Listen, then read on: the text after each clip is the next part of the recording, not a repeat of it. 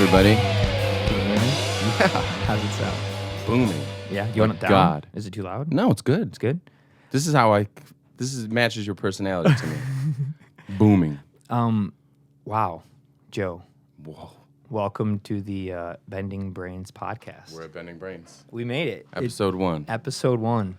Why are you disappointing all of us by having me on episode 1? Because, first of all, I'm not disappointing anybody. Thank you for being here, by the way, especially given all the crazy circumstances. I hope you enjoy the coffee. Is it okay? It's okay? Yeah, it's great. No, it's amazing. It's literally the greatest coffee. Thanks. My goal is to always make a good cup for the artists that come in, or the guests, or the scientists, or the friend, or the family, whoever they are. I'm all of those things. You are all those things to me. Joe Starita. How do you say your last name properly? Just that'll do it. Starita? St. Star. Star? Ita. Ita. Starita. Starita. Joe Starita.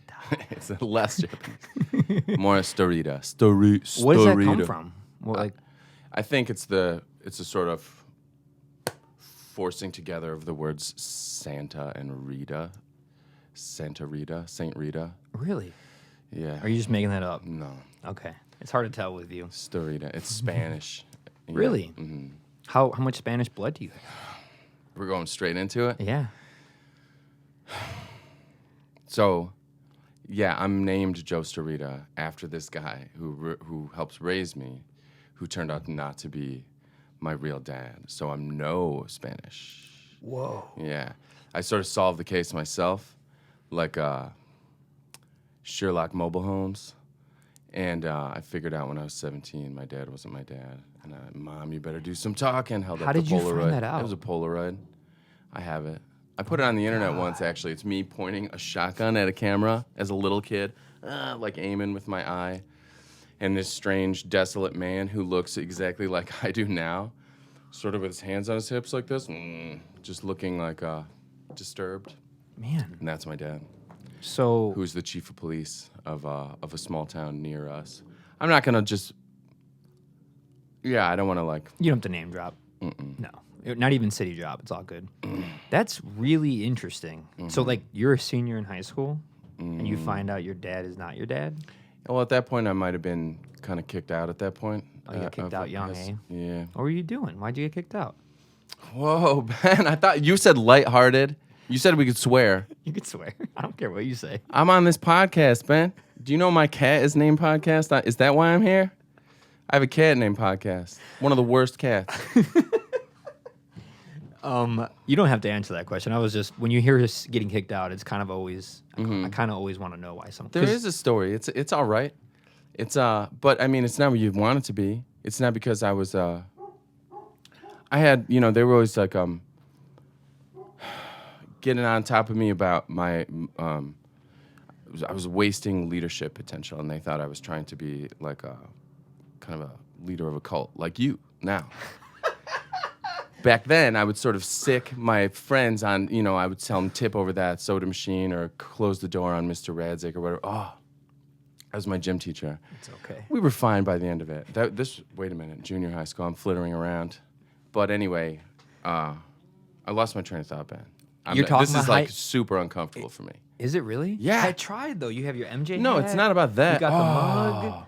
I'm going to strap this on if the going gets tough. It's you and me in the headphones. I'm trying. I made it dark. It's intimate. Cutting You said there's trees not a out lot there. of light. I'm on this coffee. Let me talk about that for a second. So for those listening or watching, I randomly decide to do a podcast, right? Joe and I planned this out for a bit. We've been talking about these 2 months. Well, I've been trying to tell you I shouldn't do this. I'm not going to do this. And You're going, it's going to be fine. You're fine. You're going to do it. It's good. I don't want to. I want. You have to. You should. Wait, are you saying I forced you to do this now? Yeah. In a way. Emotionally. So there's a tree getting cut outside right now. Yeah. An elm tree that's 55 years old. My grandfather, who built this house, built this house, and he bought the first room in 1951, I think, and then built this part later on. But anyway, he planted that tree in about 1960. And he's up there now, and you got to get him down. And it's getting cut right now as we're doing. We randomly decided to do this Tuesday, December 15th, 10:30 a.m., 10 a.m. And these guys show up to cut it. So if you hear weird sounds, it's That's just 20 Ben. feet away, there's a tree getting cut down. So Yeah, because Ben paid him to ruin his grandpa's memory on purpose. we're in my grandpa's memory. This is my grandfather's office where he wrote sermons. He was a reverend, so we're in it. So it's kind of beautiful that 50, 60 years later, his grandson is in here talking and learning about people, just like he was, in a different way, but yeah. Just amazing. Yeah, it's pretty cool. Continuity is great. Surreal, honestly, because this room also means other things to me. I've been here my whole life. I suppose you're going to do something with a piece of that tree. You're going to make it into something. You're obviously you have a lot of ingenuity. Maybe you didn't think of it yet, but now you know. I was going to make a coffee table. Oh, yeah. I was going to make a coffee table with the small part of it. Firewood for next summer. So you're interested in coffee, huh? Love coffee. Didn't get into it until a couple of years ago. Roommate of mine is a really great barista and super nerd about it, and I am too about things, and he knew it, so he got me into it, and I can't put it back, can't put it down. I like it a lot. I'm glad you went with this instead of beer snobbery. I like wine and beer and whiskey and scotch as far as the flavor, but if I'm going to pick something to get into, I prefer it not to be something that's going to be detrimental to my health. Now you're talking. You know, like I love those things. Like I appreciate people who are snobs about it, but I can't do it myself. I can't either because like the stuff that's apparently great is like thick, bitter, gives me headaches. It's really sour. Tastes like strange kind of puppy dipped toilet water, and it's supposed to be delicious. It's very expensive. And I found pretty recently that like I really like this super watery kind of crappy beer called Dos Equis. Do you know what that is? Yeah, I know Dos Equis. Shout out Dos Equis. Am I saying it right? I think so. I'm not really good at speaking Spanish, unfortunately. 2 X's is what that translates to, buddy. Really? That Isn't makes it? sense. Yeah. That makes sense. Before we keep going, I wanted to promote this artwork right here by Ella. I believe she's on Instagram, but her name on Instagram, I forget the name of it. It's one of my favorite pieces of artwork, and it's my goal each episode. That's why I have this awkward square here, 3 feet by 3 feet, to promote artists that come through that I meet if they want to reach out to me on Instagram or Facebook to submit your artwork to be put here during an episode. I figured why not do something good with this space besides talk to people in it, but also help others. So that's what we're doing. And this is Ella's, and I'm going to try to find her social media. She has... I should have texted her before this to try to figure it out, but let's see. I like this thing a lot. It's the more you look at it, the more it like gets more enticing. The more you look, because you're like, what's going on? You look closer, and like these designs just get smaller and smaller and better and further and further. It's like a bit of a stress transfer too. I can picture her relaxing while doing it, and then me just getting the stress on the other side. She pushes it through a warp, and it comes out the. It just shows up in my head. I'm gonna text her right now. Hopefully she responds. Tell her I'm stressed out about this. I'll tell her. What's your art Instagram account called? Question mark. Joseph. Benjamin. You are here because I have always found you to be quite interesting and quite fascinating, quite mysterious and quite talented and quite unique. Someone I've always looked up to. Thanks, Ben. You inspired me and some friends when we were little kids. Oh, yeah. 15, 16 years old, listening to Ithaca and God dang it, your 2005 never fails CD. forever. It never fails. Never fits forever. It never fails forever. Never Bass fails player forever. I named was it like, that. why do I know it? But I can't think of the name. Yeah, I think when he named it that, he meant like it never fails, written over and over. And that was something I think maybe our dads would say when everything would go wrong. Never fails. Mine who definitely came up did. with the name? Never fail. Ernie, Ernie, okay. Yeah. Bass player. bass player. Right. And then brothers were guitar and drums? At that point, no. We just had brother two, Paul. At that point, his brother Matt was gone. And this is Unique Chic. Yeah. And when did you start that band? I don't know. It was like right around when 9/11 happened. I'm serious. It was September 10th, 2001. No, it was a bit before then. We were playing together. We actually had like this sort of heavy metal band going for a second. Oh man, it was bad. So wait, let's go back further. When did you start playing music out of your house? Like start playing music with bands by yourself, playing a show? Did you go to a coffee shop? When did that start? I got pretty good at pretending I was sick. I would fill up a big cup in the morning, and then my mom was one of the greatest people of all time, and she was so supportive and loving and just aware that I was creative and sort of needed to this off-gassing occasionally. And even though she could see through my masquerade a little bit, she would let me stay home. But I would fill this cup of water up and drip some into the toilet from a height, so you would hear it smack against the other water. I would cough just before. I could demonstrate it for you if you want, if you get a bucket or something. I know what you're going for. It's a laser accurate puking impersonation, and then I would be a bit flushed, and I would come out and I would, Do you think my she knew? temperature a little bit, and she would call in anyway, and then I would stay home with my karaoke machine, and I would do this thing where it was like a kind of primitive multi-tracking. I would have my karaoke mic, I'm singing there with a guitar, and I would sing into it, and then I would take that tape and put it in the big stereo up here, this old 70s crackly thing. And then that tape would come out of these speakers, and my new tape would be in the karaoke machine, so I'd be picking up the ambient stuff and then singing and recording my next track in, and I would do that all day until they would get home. And by the end of the day, it would be these cacophonous sort of... What a year is... Oh, what year is maybe like 90, 91 or something. So I'm like 9 or 10 doing this. early 90s. Yeah. Because you're what, 38, 39? 30, yeah, one of those, yeah. One of those. Mm-hmm. So you've always been kind of not just you're not really a traditional musician. That's some sound art stuff. You're a sound artist as well. Yeah. I was sort of doing noise collage stuff before I knew what that was. Right. Getting into William Burroughs later and the cut up method and all that. I was sort of pecking around at that stuff myself. Have you? Sorry to cut you off. Have you ever listened to Alvin Lucier, sound artist? He did a famous sound art piece called "I Am Sitting in a Room," mid '60s, I believe, where he just was in his apartment, I believe, in New York City, recorded with a tape machine, spoken word of talking about sitting in a room, and kept replaying that on itself. And eventually, you got the crazy acoustics of the space building on each other, and eventually, the words became you couldn't hear what he was saying. There was just. I've definitely listened to a lot of stuff like that, Yeah. a lot of compilation stuff of art, music, and yeah, I would kind of go to the library and fill up these yellow envelopes with weird CDs once upon a time, and most of it would be that, and then the rest of it would be music from places I wasn't familiar with yet, you know? Yeah, and came across some life-changing things, like the Indestructible Beat of Soweto. You know this record? Everybody's gonna go get the Indestructible Beat of Soweto and just listen to that for the rest of the year. I love the name You're of it gonna be already. okay. The Indestructible Beat of Soweto. What? There's no better name. Yeah, that's a wild name. But your question, how did you play live? Karaoke machine. I did all those things, built confidence that way, and then sort of went out into the greater trailer park with my karaoke machine. You grew up in a trailer park. Yeah, some of it. Some of the time, yeah. Very proud of that.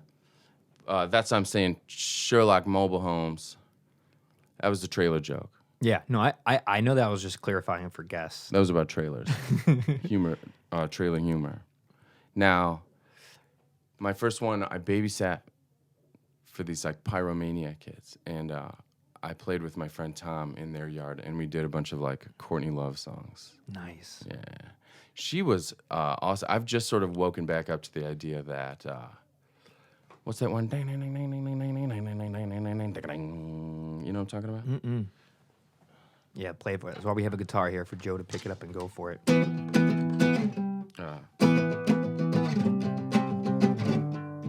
know that one? It's starting to sound more familiar. How's the words go? And the sky was made of amethyst. And all the stars are just like little fish. You should learn when to go. You know what I'm talking about? I do now. So you're singing that and playing that on karaoke. Yeah, with tons of reverb up.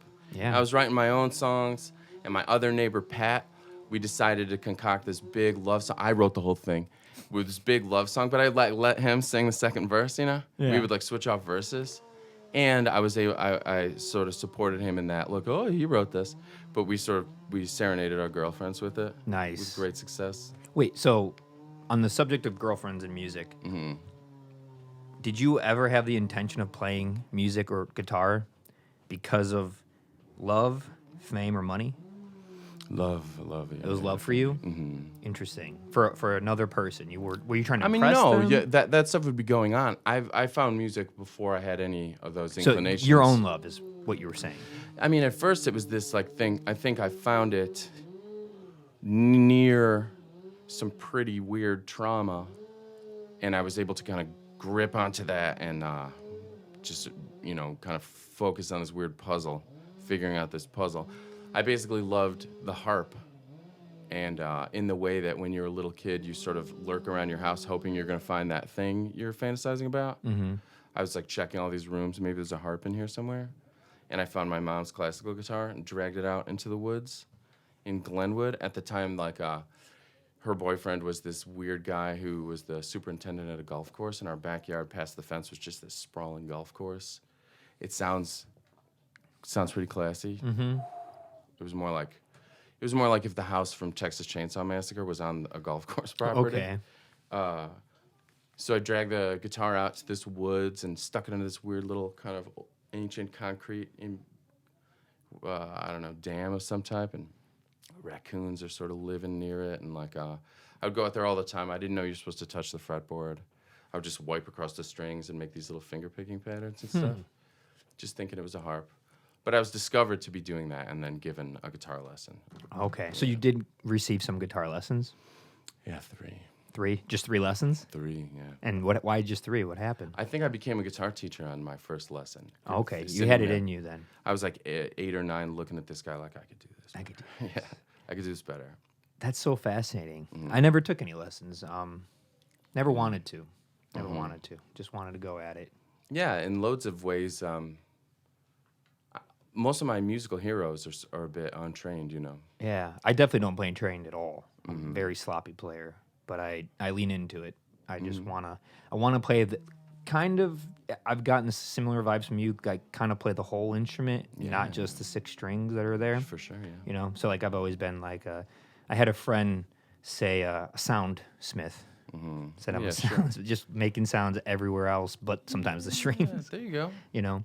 Yeah, I love how you play guitar, really ambient and really like kind of post-rocky. Yeah, there's a lot of that in there. A lot of experimental sounds. I like unconventional noises. I always feel bad for the frets that don't get hit. These inanimate objects, they have feelings too. I love it, yeah. Yeah, so Why I try not? to hit everything you can. Yeah, I'm kind of doing that all the time too. I'm pouring in like beingness to things that don't necessarily have it or need it. Mm-hmm. Yeah. Not everyone enjoys it, but I do, so that's all that really matters. Yeah. Yeah, that's not your job. It's taken me a long time to figure that out.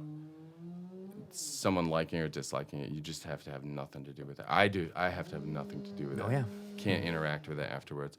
That's why I can't like share stuff and be like, engage people. I'm aware of like how that happens. You ask questions all the time instead of just statement on social media. You're supposed to ask a question. That'll make everybody I don't want any of that stuff. I just can't hang out there for a moment. It's frightening. So then I just end up kind of making all of this stuff that is maybe just going to go up in smoke. But there's something beautiful about that. I like this idea about the world before it could be recorded and all of the just unbelievable things that sort of went up in smoke. Mm-hmm. Songs we're not going to hear and things made by people like us who couldn't find it in themselves to push it to a certain level, and then it disappears. Yeah. And there's something fantastic about that. Isn't it? Yeah. It's hard to explain. Mm-hmm. I think you have a significantly larger array of material that the world hasn't heard or seen relative to me personally.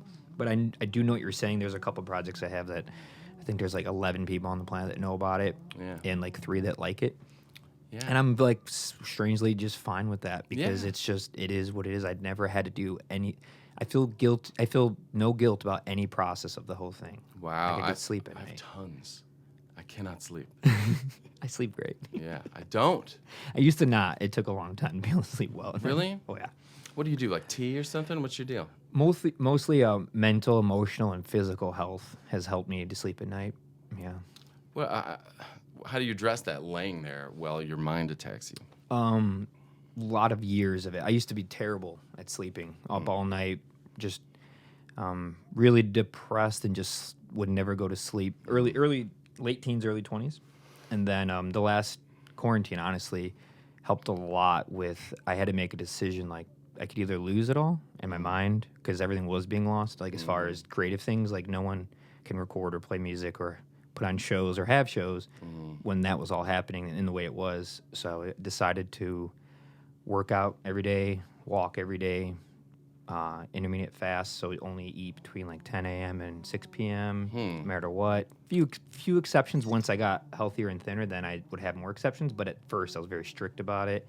Walk 5 miles every single day. What? How? How do you find time to do that? Everything stopped. No one's coming in to record. Oh, yeah, My yeah, teaching yeah, went yeah. online, so like plenty of time, like too much time.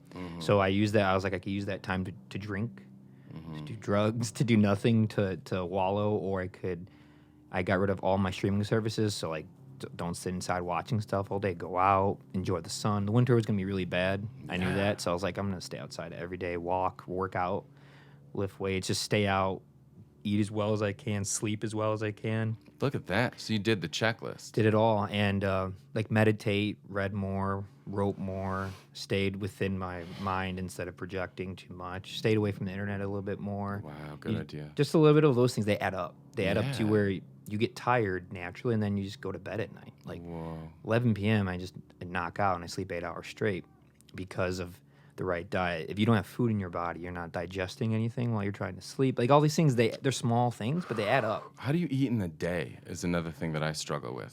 During the day? I can't eat in the day. Just do a breakfast and do a dinner. Can't That's eat it. breakfast. Can't eat The breakfast is at 10. I wake up at 7, so it's kind of more like a brunch lunch, you know? Yeah. But it's a custom.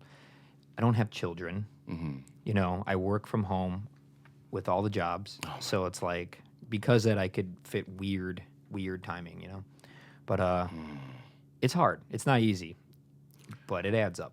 I've just not gotten to stop at any point. Like for the quarantine, as soon as it hit, in a panic, I just went and made sure my in-person students would come over to online lessons. Yeah. And then went and got others. Like I'm thinking, Ukrainian people are getting off work right around, you know what I mean? Yeah. And it's trying to hit up people from all over the place and get some transcontinental lessons going. And just worked the entire time. A couple days off just from being exhausted and stuff. But at no point was it like, what am I going to do with all this time? Now I can work on my projects and stuff. I still, even though the whole world shut down, like I would sort of pray would happen occasionally so that I could finally have some time to get some stuff done, like my personal music. And just nothing yet. I still only have these little... All my songs now are so short because they have to be short. I have like so little time to work on them that it'll just be verse, chorus, verse, out, and that's it. And like, but I'm kind of liking it, and I've sort of resigned to like, yeah, this is how it'll be for now. Until I do have some room to stretch, I'll just make everything really, really short. So it'll be like, Ramones length Joe songs. So they're still exhausting and still like maybe not pleasing to listen to, but at least they're short. So do you like that more, or is it you only like it out of necessity because you don't have a choice based on your timing? Well, I didn't have a choice based on my timing, and I've grown to Like just it. found what I really love about it. It's just straight to the point. Would you like more time? Or do you find yourself good, like mentally and emotionally with No, kids, work, and like everything in between? No, not good. You want more time? Yeah, one more time. So yeah. What I really want, though, is time to just lay in sounds in a more responsible way. It's like I'll be able to sit. I work at a recording studio on every Friday in Berwyn. Great studio, 6519 West 26th Street. Everybody should come and do records there. It's changed a lot. If you knew something about it from That's days gone by. Ridgeland and 26? It's in Berwyn. It's 26th in Scoville, so it's right off of like it's maybe a few blocks east of Harlem Avenue and 26th Street, sort of Riverside, Berwyn. Yeah. It's an amazing place. You are going to go there, though. I'm going to go there. If I can get you to agree right now to come and help the new owner decide on gear and stuff, I'd love that. you're going to love it. I'd love that. And you're going to bring I love projects gear. over there that need a bigger live room, Yeah. and you'll pay like the just most insane, like 1925 engineer fee. You know what I Like mean? the year 1925? Yeah, like the prices. Yeah. It seems like every business I'm involved in personally, we have pricing from the 1920s. I have discovered that too. Mm-hmm. Yeah. It's weird. Depending on who you talk to, I've noticed that. You talk to older artists, not saying you're older, people who have been playing music for 20 years in a band, and you give them a price, they all look at you like, dude, why is it that cheap? And then you talk to like a 20-year-old who's a struggling art student at a school. Not too much. And you're like, $100. You're like, oh my God, I thought like that's too. And you're like, it's hard. I'm still, after 10 years, I'm still trying to figure it out. I don't really know. Well, you're so fair. I can promise you that you're undercharging. You know, maybe you're not fair. I shouldn't have said you're so fair. You're undercharging. I try to be fair. I've struggled a lot. I still struggle. So like, I get it. Like even with school, like with students, like when they're not doing so hot or like something's up, it's like, man, it took me 6 years to get through undergrad. So like, I get it. Like I almost dropped out of school. I almost failed out. I thought I was going to do something else and I didn't. So like, I totally sympathize with that. I'm strict until it makes sense to not be strict. Totally. And you have to be. I think that's what makes a good leader, a good educator, a good parent. Like, be open, be understanding, but still be like, you got to have a guideline. You got to have a fence somewhere where you could balance and fall off the right direction, you know? I appreciate that. You're clear thinking. You're more clear thinking than me. I feel like some people have like drafting table brain, straight lines, calipers, and other people have kind of watercolors brain. I've definitely got watercolor brain. What's the watercolor brain? What's that one like? Things are maybe vivid but less linear and measured, and sort of your thinking is amorphous, and there's a lot of shapeless colors, sort of blah, blah, blah. And I feel like when I hear some people talk about their lives or the choices they make, I can just tell that the simple act of thinking is probably easier and like less blurry and freaked out than it is for me. Like I'm just the other day I'm hearing this like very serious information. Someone's telling me this story that they read, and it's like really, really heavy stuff. And the theme song from Jersey Shore won't stop, just going round and round in my head. I'm like mixing the things up together, and everybody's not having that same problem as me, I think, where everything is diluted and then sort of has to reconstitute later when it's time for me to talk. And then when I have to pull my ideas together and actually verbalize something, it's got all of these weird particles from all these unrelated thoughts and stuff. So I think I'm confusing when I talk. You can probably attest to that, all the people who just heard that paragraph. So I know what you're saying because I know people and how they like to put people into a box. I'm sure you have heard a lot of your life, something's wrong with you. ADD, ADHD, OCD, on a spectrum. JD. People have said that to you. Yeah. Because they've said it to me enough times where there's a reoccurring theme where I'm like, I don't know. I always wonder, is it real or do people just say that to people they can't figure out? Just to be like, well, let's just chop it up to ADHD or something. There's probably some lazy diagnosis going on, I'm sure of it. It's gotta be. Yeah. And over-medicalizing of jumpy kids. I mean, you're fine. You're here. You're an extremely talented musician, artist. You own a business. You're a nice person. I've never heard you do anything wrong to anybody ever. Brown liquor. Oh, if you get brown liquor in you, you get bad? It's so bad. I have some. Let's drink some No, scotch. whoa, no. It was my birthday yesterday. We can drink some scotch. Happy birthday. Thank Happy you. birthday. No. I'm kidding. My birthday It's too present early. to you is I won't go anywhere near that stuff.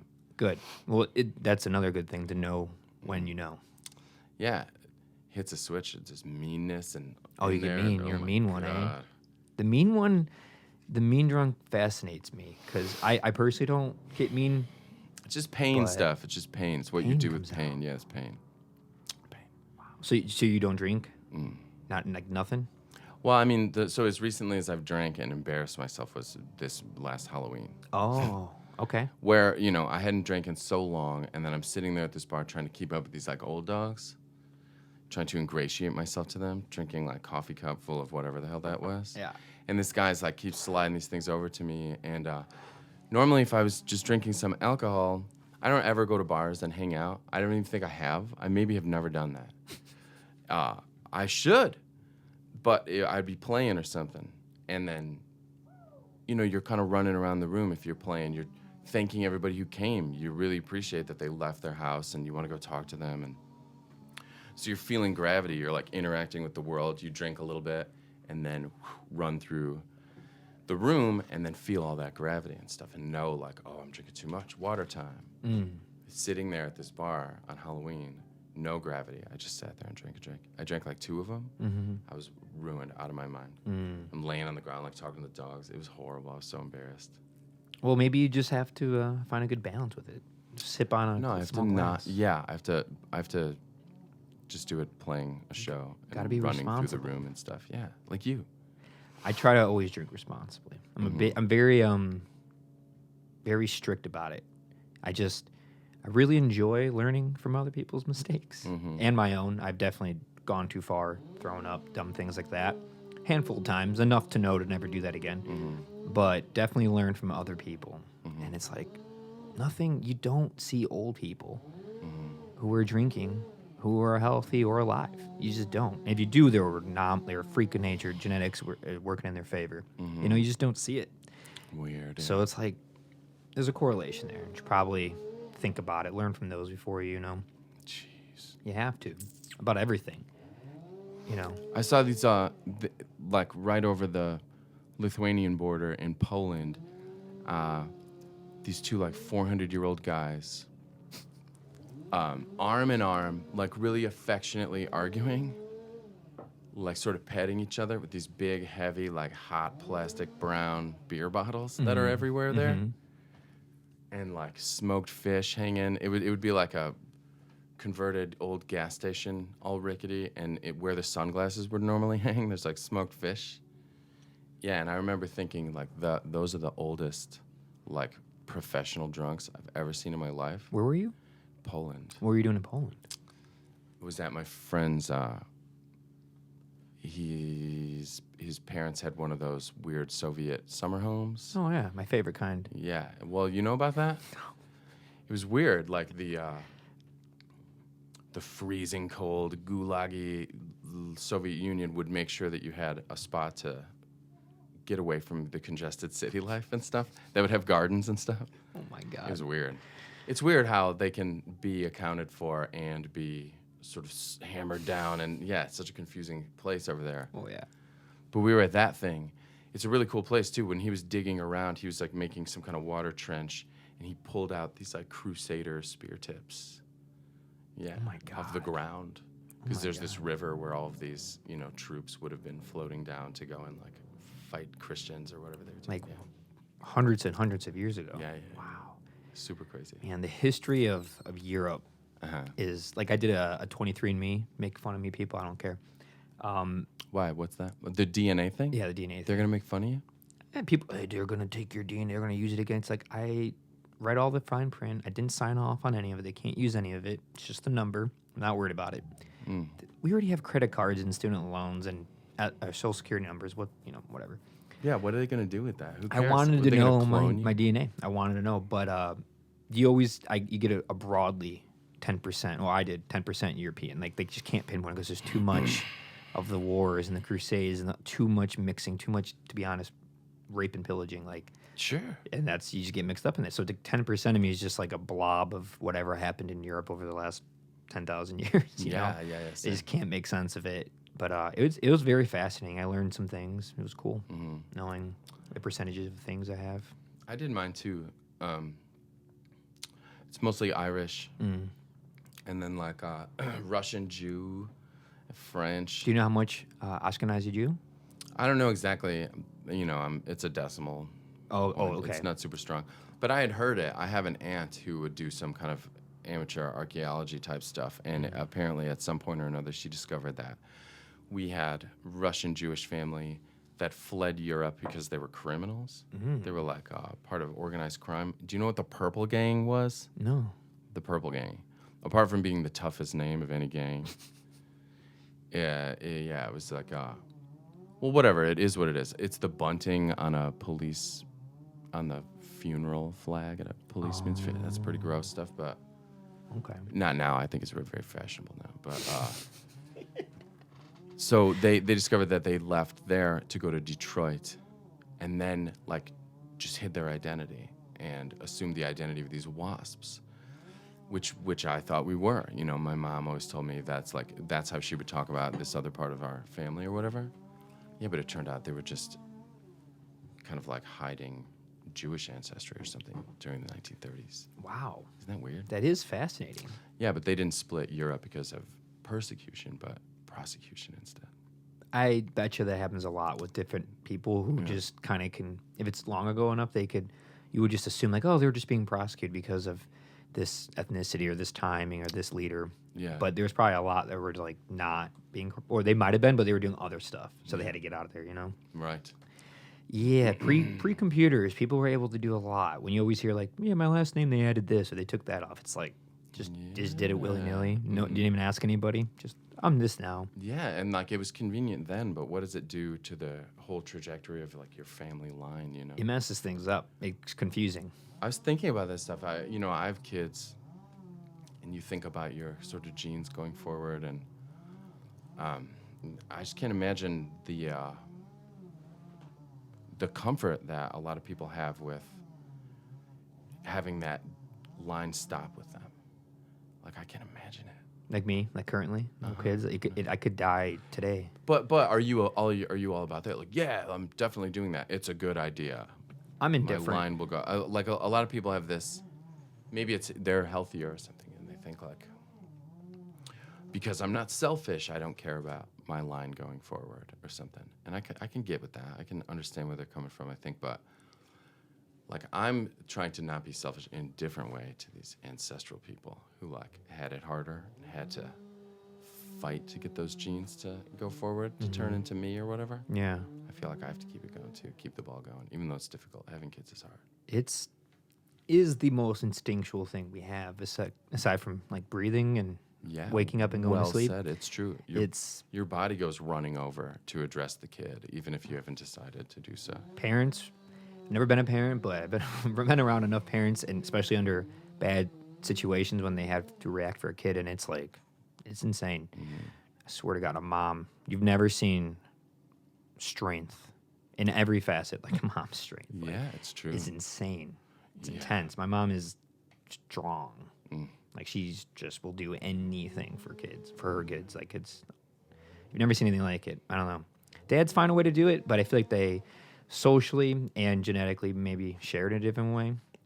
They'll just work, 185 hours a week and never see their kids, but for their kids, but like not be in the life. They'll just be work. That's how my dad was. He just worked like no other. Yeah, and then they kind of hope that the sum in the mind of their child is that dad sacrificed for me. And it was a huge existential crisis I had when I was about 17, seeing like my dad work day in and day out. I'm just going to high school, building forts, playing with my friends. Yeah. And I just felt so bad about it. At that age, I would talk to teachers about it, and they're just like, "Why are you worried about this right now?" I was like, "Because like that's my future. Like I'm just gonna have to go sit there for 40 years and work somewhere in a factory. Like that's what he did." And I felt so bad, like not being able to have hopes and dreams and these things, or have them but not be able to have them come to fruition. Yeah. And then a teacher of mine said something that I never forgot. And he said, "No, but that is his hopes and dreams, to know that he worked to pay for his kids to have a good life, to go to school, Yeah, to have the autonomy, guitar, to be able to make choices. Exactly." And I was like, oh man, I couldn't fathom that, but I at least gave it some thought. I was like, Yeah. that's so wild to think about. It's hard to think about at 17. Oh, no doubt. Yeah, that's when it's all falling apart. That's when you're getting kicked out of your house. Oh wow, that's when all types of stuff was going down. Like I remember being evicted from my apartment. Like my mom moved us in with this total maniac. Oh my God, this guy. He was like a really bad alcoholic. He claimed he was an ex-Marine, and he was just like coming out of the closet transsexual. Like my mom would find clothes stretched or whatever, and That is what it is. We both felt very progressive and cool. So it was just so long ago before anybody had any kind of the vocabulary they do now or any of the amazing ways to think about this stuff that they have now. We didn't have that. My mom and I were proud of ourselves with how open we were to it and no problem, very accepting of it.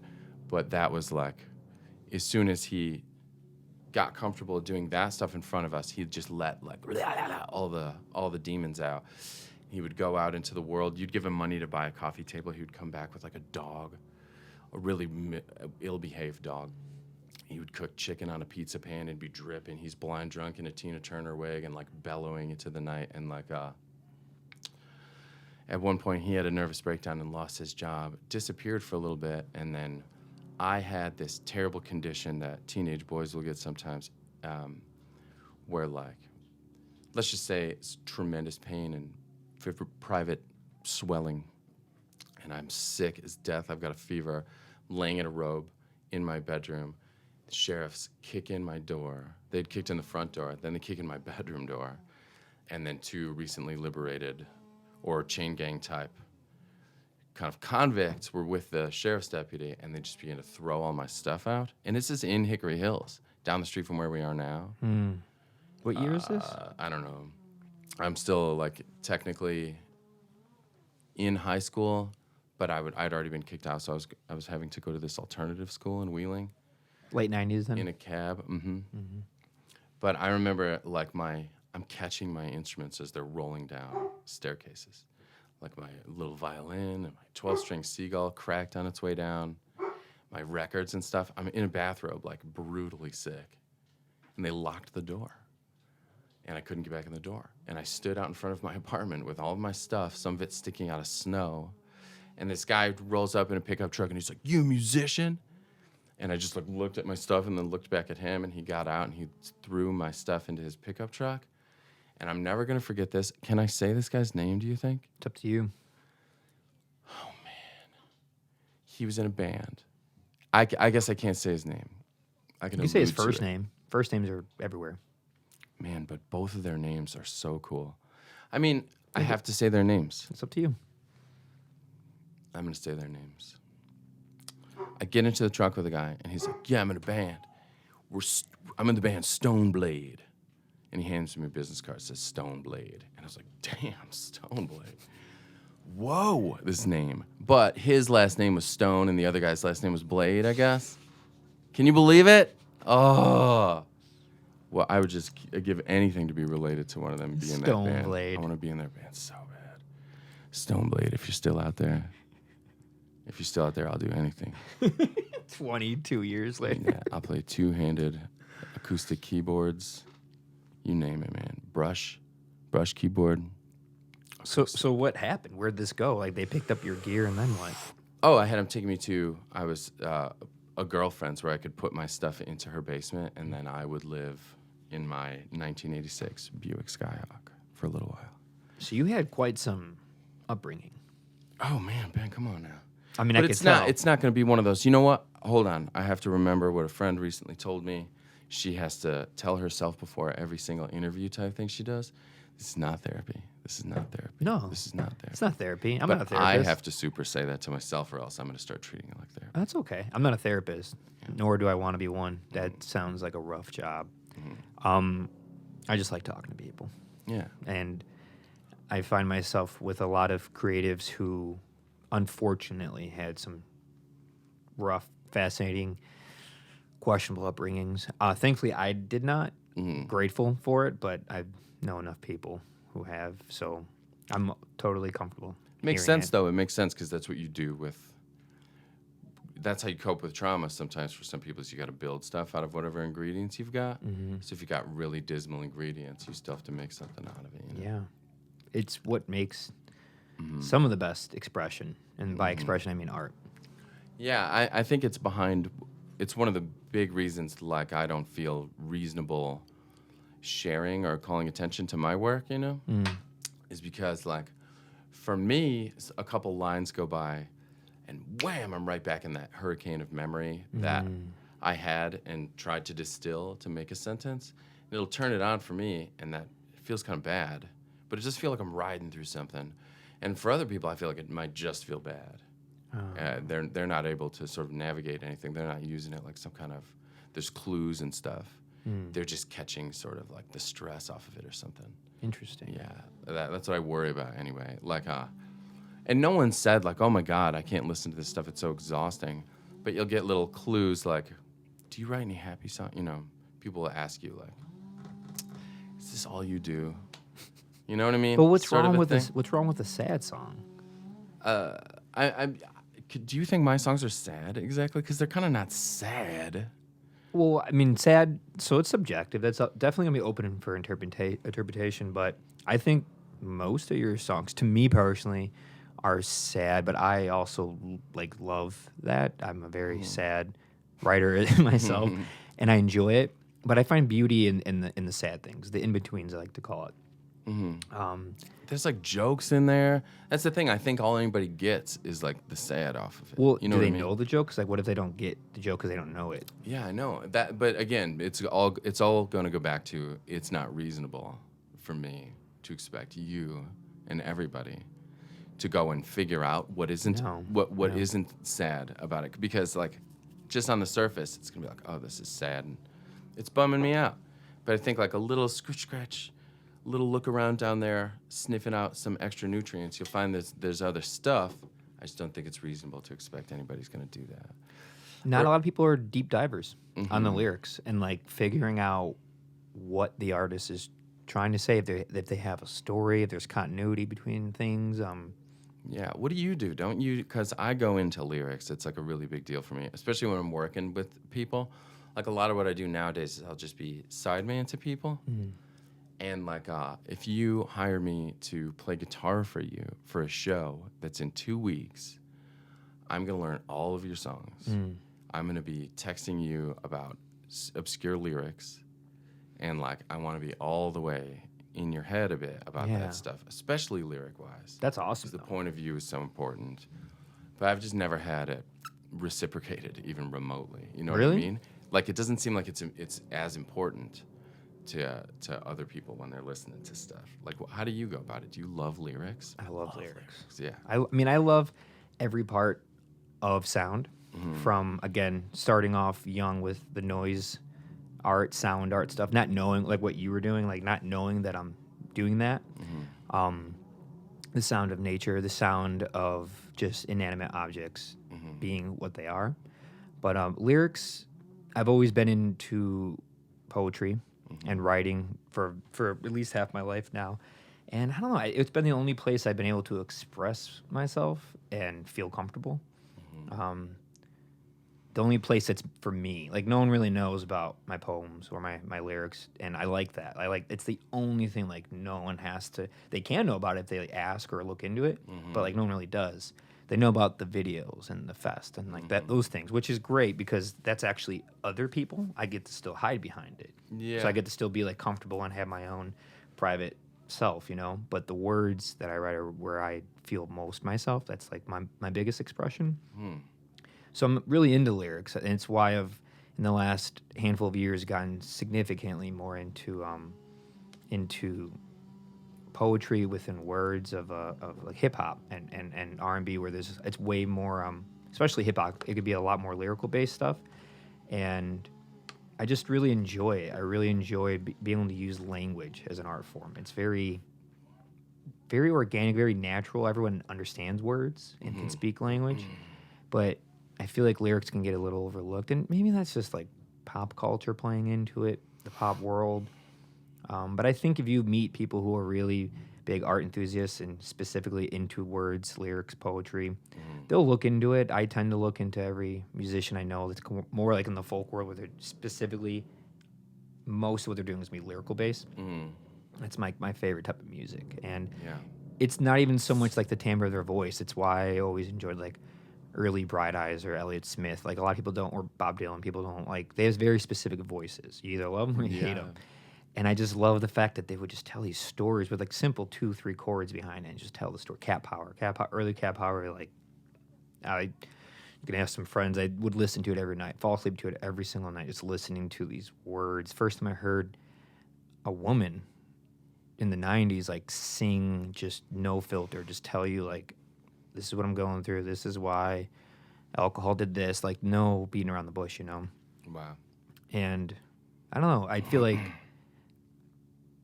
I wish people cared more about lyrics and not just singing it to sing it, but actually went into, like, what you're saying. Like how when someone asks you to play something, you dive into all of it, you learn the music. But you're a musician's musician. You remind me of, like, you know, how Jason is. He want, like, if he's gonna learn a song, Jason Neoff, he has to, like, learn everything about it because he's like, you know, and like when you would play, like, you played cello for certain bands, like, even when you're doing cello, you still, like, want to learn all this stuff about their music. Oh my God, yeah. Like, it just happened that we did Audio Tree the other day. Right. Like, Who'd you do that with? Miranda. Nice. That's awesome. Yeah. Did you watch that thing? I haven't seen it, but I saw, I'm like, scared. the promotion for it, but I haven't seen the video yet. How was it? Was it a fun experience? It was. I mean, for me, all this stuff is so uncomfortable, and like since the plague and everything, I'm super rusty. You know, very rusty, and like I already have a shyness problem, and No, you? yeah, I overcompensate. So if I'm up there and it's banter and I'm being crazy or whatever, yeah, I'm hanging by a thread. Oh, I know. It's my favorite. It's my favorite Joe. Yeah. You're like a wild horse trying to put a saddle on. People will mess me up sometimes, though. They'll be like, I could tell that they're ready for I'm going to say something crazy or whatever. And then they tell me, or they'll tell a friend in front of me, this is the best in the business for onstage banter. Wait till you hear this guy. And then I'm up there and like, oh, what am I going to do? And those are the times where I just can't even do any banter or whatever. But yeah, I don't know. I think there's a time and place for it, and I just do it. I land opposite every time. I'm talking when I shouldn't be. Like a stage fright? You never got over, like, a stage fright? I guess there's a little tiny stage fright or something, but honestly, once it gets going, I feel pretty okay. I feel really natural. Do you just start? What do you do to get natural? Do you just tell yourself, no one really actually cares? Like, I'm up here. No, what do you do? Yeah, it's not about their caring. Because like I was telling you a little earlier before we started recording, like I figured out how it's no part of my job, you know. Is someone liking my stuff or not? So yeah, I don't hold that in my head. Actually though, if I can feel that they kind of don't like it, that sort of helps a little bit, banter-wise anyway. Then I can kind of be a little more antagonistic, and then probably find my way to a joke. That'll help turn them over, and then I'll sort of, like I remember in my old band going around and we'd play these rooms of people who didn't know who we were at all. And Unique Chic or Hunt Camp? The first one, and then they would just be looking at us, and then little by little we would win them over, you know, and you could feel them kind of, like when we were on tour, you got used to it. You sort of like could really spot that point where they would shift over and they'd be on your team. And a lot of it would seem to have something to do with like humor or something, a bit of banter. Yeah, laughter seems to tie everyone together. Works well with comedy. It works well with, I've noticed most of the time when you go to a show, just a solid show, maybe it's sold out, maybe it's Lincoln Hall, maybe it's Shuba's, maybe it's Empty Bottle. The music's great, the music's there, everyone vibes. And then when the singer is speaking between songs, they tend to always say or do something kind of funny. It's they detune or their capo falls or they tune it or they say something funny and the crowd laughs. And you want humor just as much as you want passion and expression. It's weird. It's like we long for it in any shape, you know? Yeah, and I feel like the subject matter in the songs that I'm making is going to be, even though there's jokes in there and sort of, you know, distorted mirrors and, but it's still pretty serious, you know? Yeah. And I always want to like kind of clean the palate a little bit and get people making fun of me or laughing about something, because here we go again into another one of these exhausting things. That's when I was performing all my own stuff, which I'm probably not going to do too much. Why is that? Just because of that. It's weird. It's too heavy. Like I feel like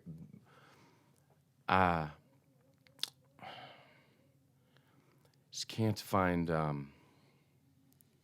I can't find it in me to think that it's reasonable to kind of like, it almost feels like it hurts people or something, you know what I mean? What to do hurts an people? hour of Joe songs. What if they want that though? Have you ever seen a just gotta band you email wanted? me You about it. wanted that? Like you saw a band, you're like, I want that. I want to hear an hour from this band. Of course, yeah, Or- tons of bands. So why can't someone have that with you? They could. They could. They could. I'm sure. Yeah. I'm sure they have. I would. Mm-hmm. I have. I mean, I remember seeing Unique Chic play 3 times Mm-hmm. in 2007 and 8. That church way up north. There was this church like way up on the north side. You had to take like 90 to get to it. Way up there. Forest Reserves everywhere. It was far. I went with Derek, Joe, Jason, Jake, like a bunch of people. Cool. It was cool. It was in a church. There was like 15 people there. Yeah. It was awesome. And I was so nervous to like hang out and talk with you guys after. I was like 17. So like Joe and Jake hung out with you and the band. You guys were outside, maybe smoking cigarettes or something. And I was too scared, so I kind of just stayed inside the church. Really? Yeah.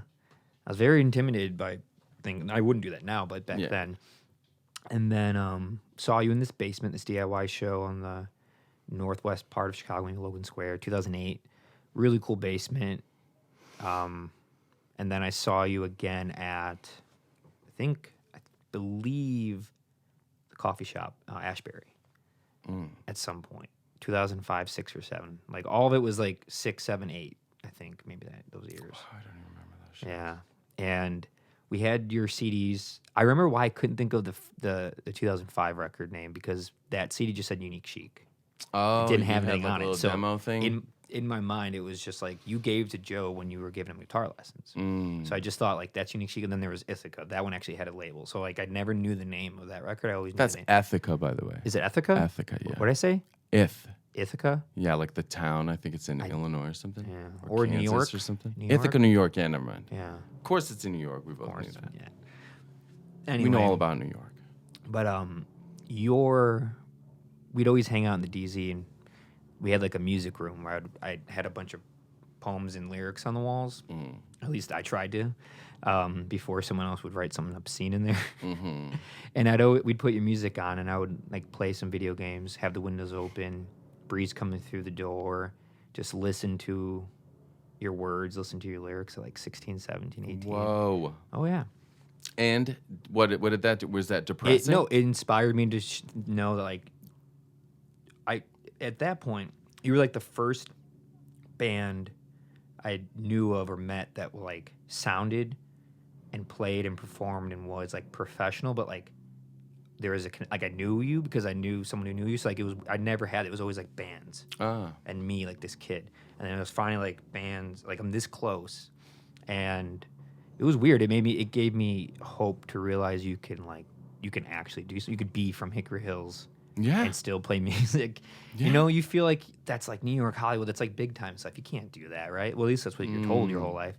So you were the first band that bridged that gap for me. Ooh, I really like that because I like the idea of kind of going where you're not supposed to go. And I really like that. It worked well because I was already kind of doing something I wasn't supposed to be doing. That was having like an obnoxiously big fort as like a 17-year-old where you like sleep in there with friends every night and just kind of do obscure things, weird stuff, creative stuff, but like listening to really cool music. The music that shaped my existence came through those years. Cool. And your music is part of it.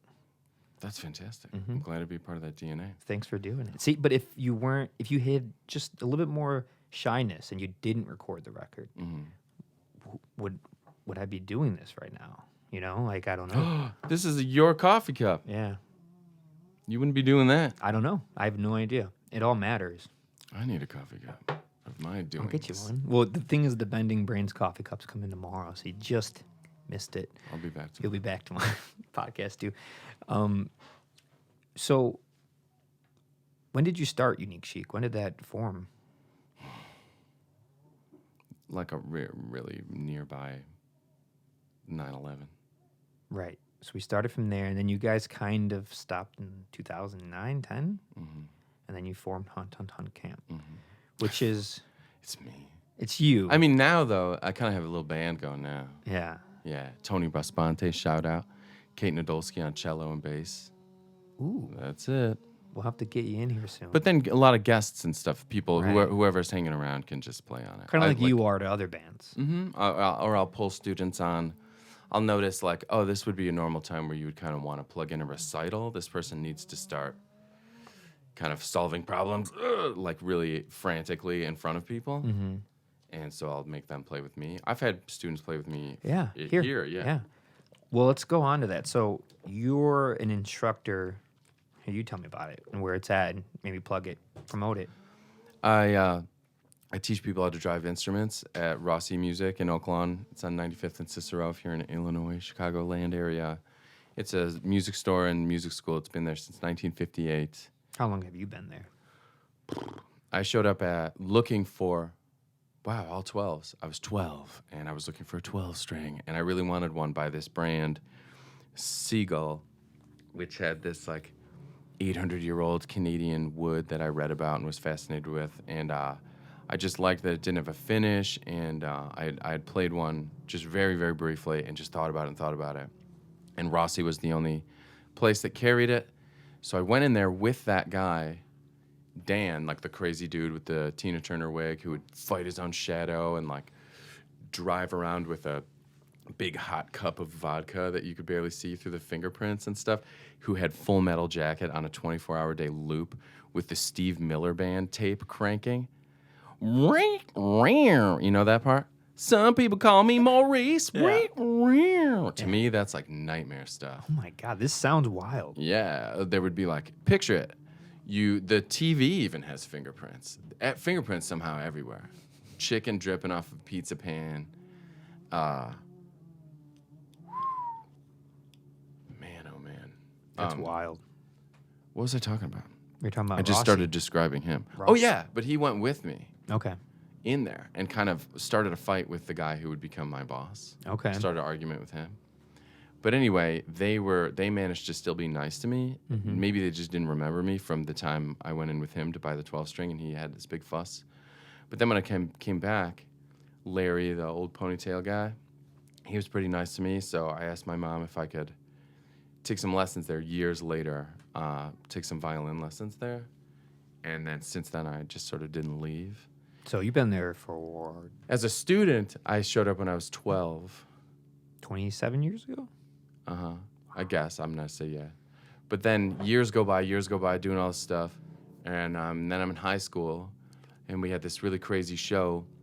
I was in a weird band, and we were really under-rehearsed, and I needed some kind of shtick. Mm-hmm. And I was really interested in Alice Cooper when I was a really little kid. That was one of my first kind of rock guys. Yeah. I liked that Wagner song, bum, bum, bum, bum, bum, bum, Flight of the Valkyries, and the Thundercats theme, and then Alice Cooper, and Michael Jackson the whole time.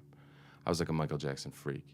I would have been one of those kids Mom, let me spend the night, just whatever it takes. Mom, come on. Please let me stay fine. there. I know I'm 9. Yeah. I know he's 30. That would have happened. I used to run away and act out Michael Jackson scenarios at 6 and 7 years old in Oak Forest. Yeah. Anyways, what are we talking about now? When did you start teaching there? Oh, okay. Oh, so the show that led to violin lessons. Oh, okay. So I always wanted to play the violin. I was reading books about it. And then finally got the opportunity. And this kid in the trailer park, he got a guitar. He jumped on the Nirvana bandwagon and then never touched it. So I wanted that guitar because mine had broken down. So I traded him something for it. And so I had this guitar. And then I had to do this show with my high school band. We were underprepared, so I went to the Jewel and I bought a bunch of goat heads the morning of the show.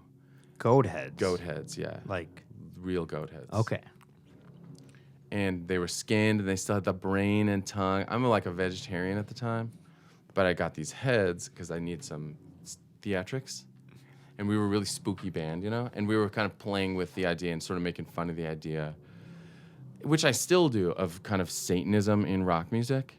I think it's real funny because I was this little kid being accused by my 4th grade teacher of being a Satanist because the Satanic Panic was in full swing. All the media was telling you that everyone's in a cult and there are devil worshippers looking around. And I couldn't laugh any harder. And then to discover you could upset the adults around you so easily with this stuff. I just wore it really proudly. And, yeah. And then kind of still to this day carry a little bit of the ephemera from that. But never in any serious way, for better or worse. Yeah. It was just yeah. It's something about getting close to dangerous things and then something about pissing everybody off. When you know it's Scaring ultimately adults and harmless, stuff. right? Yeah, or maybe at a certain point, you're a little kid, you're not sure. You're reading books about it and all that. And they're telling you about the kid, or you never hang out with that kid. And then you go hang out with that kid. And it's dangerous while you're doing it, while you're feeling it all out. Yeah. Before you realize it's all shit. It's all. What's with parents doing that? Well, it's normal. You just want to protect your investment. Yeah, you know? but isn't it obvious? We're all bankers. But, like, isn't it obvious? Like, could they not think for themselves to see, like, this is just a bunch of nonsense on the news? I mean, there's still. The news is still fear-mongering and controlling parents always that has way. been. And yeah, I think it's like how you guide that giant river of money around. Yeah, it's just you're making dams and dikes to guide this huge river of dough. Dams and dikes and dough. I like Dams that. and dikes and dough. Yeah, that's my podcast coming out. Wanted to plug that. So, So we play this show. I've got a cooler full of cellophane wrapped goat heads for $1.69 a piece. And the guy at the butcher counter was like, I know what you're going for. I got a theater background. Hang on a sec. And he comes with these like, he knew? yeah, I told him like, I want to stick these things on I thought he pikes. just knew. He saw you. He was like, I got you. I said I want to set up kind of a mock ceremonial type thing. I want to embed these things, or I want to stab these things down onto some pikes so that they're spooky. I didn't even know what the place looked like. It turned out to be this big open, it looked like an abandoned Kmart with a stage. They were calling it a playhouse. I'm not going to say the name of the company because we got in big trouble. But it was in Crestwood near the ice arena. You shitbags, you know who you are. I know exactly what you're talking about. You do. Well, I know like that area. So we played. I forgot to unwrap the goat heads and kind of prepare all that stuff. Let me take a drink here. Oh boy. Here we go. And we were a real noisy band, all painted up in corpse paint and stuff. And like we had this big noise meltdown listening to a lot of Sonic Youth, and it was but I trip over the power cord, so all the sound goes away except for just cymbals. It was pretty humiliating. That's amazing. I have my back to the audience when this happens. I'm shitting myself, like, what am I gonna do? But then I remembered, oh yeah, goat heads, and it was Good Friday. Oh, Easter's my coming. God. So now I'm just improvising some speech about Good Friday and Easter as I'm like hunched over this cooler unwrapping goat heads and popping juice bottles, buckets. Blah, blah, blah, talking about whatever. And then I spin around, and right up against us is like the stag volleyball people, just like their girlfriends with puffy coats, and they're all very clean. They were there to see their friends, kind of jock ska band or something.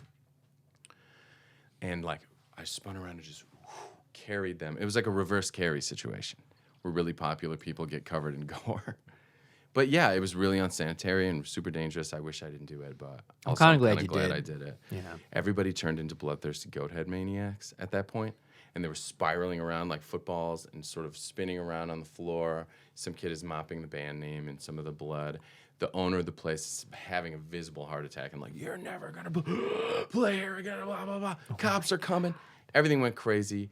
People are slamming goat heads in the door. It was absolutely nuts. And what's weird is there were 2 camcorders, big fat camcorders on premises. One of them caught the sound, one of them caught the visual. Oh, man. But never the 2 shall meet because tapes are all lost. But I did lay eyes on them once. They're out there somewhere. Some unlabeled That is a VHS wild tape is story. out there.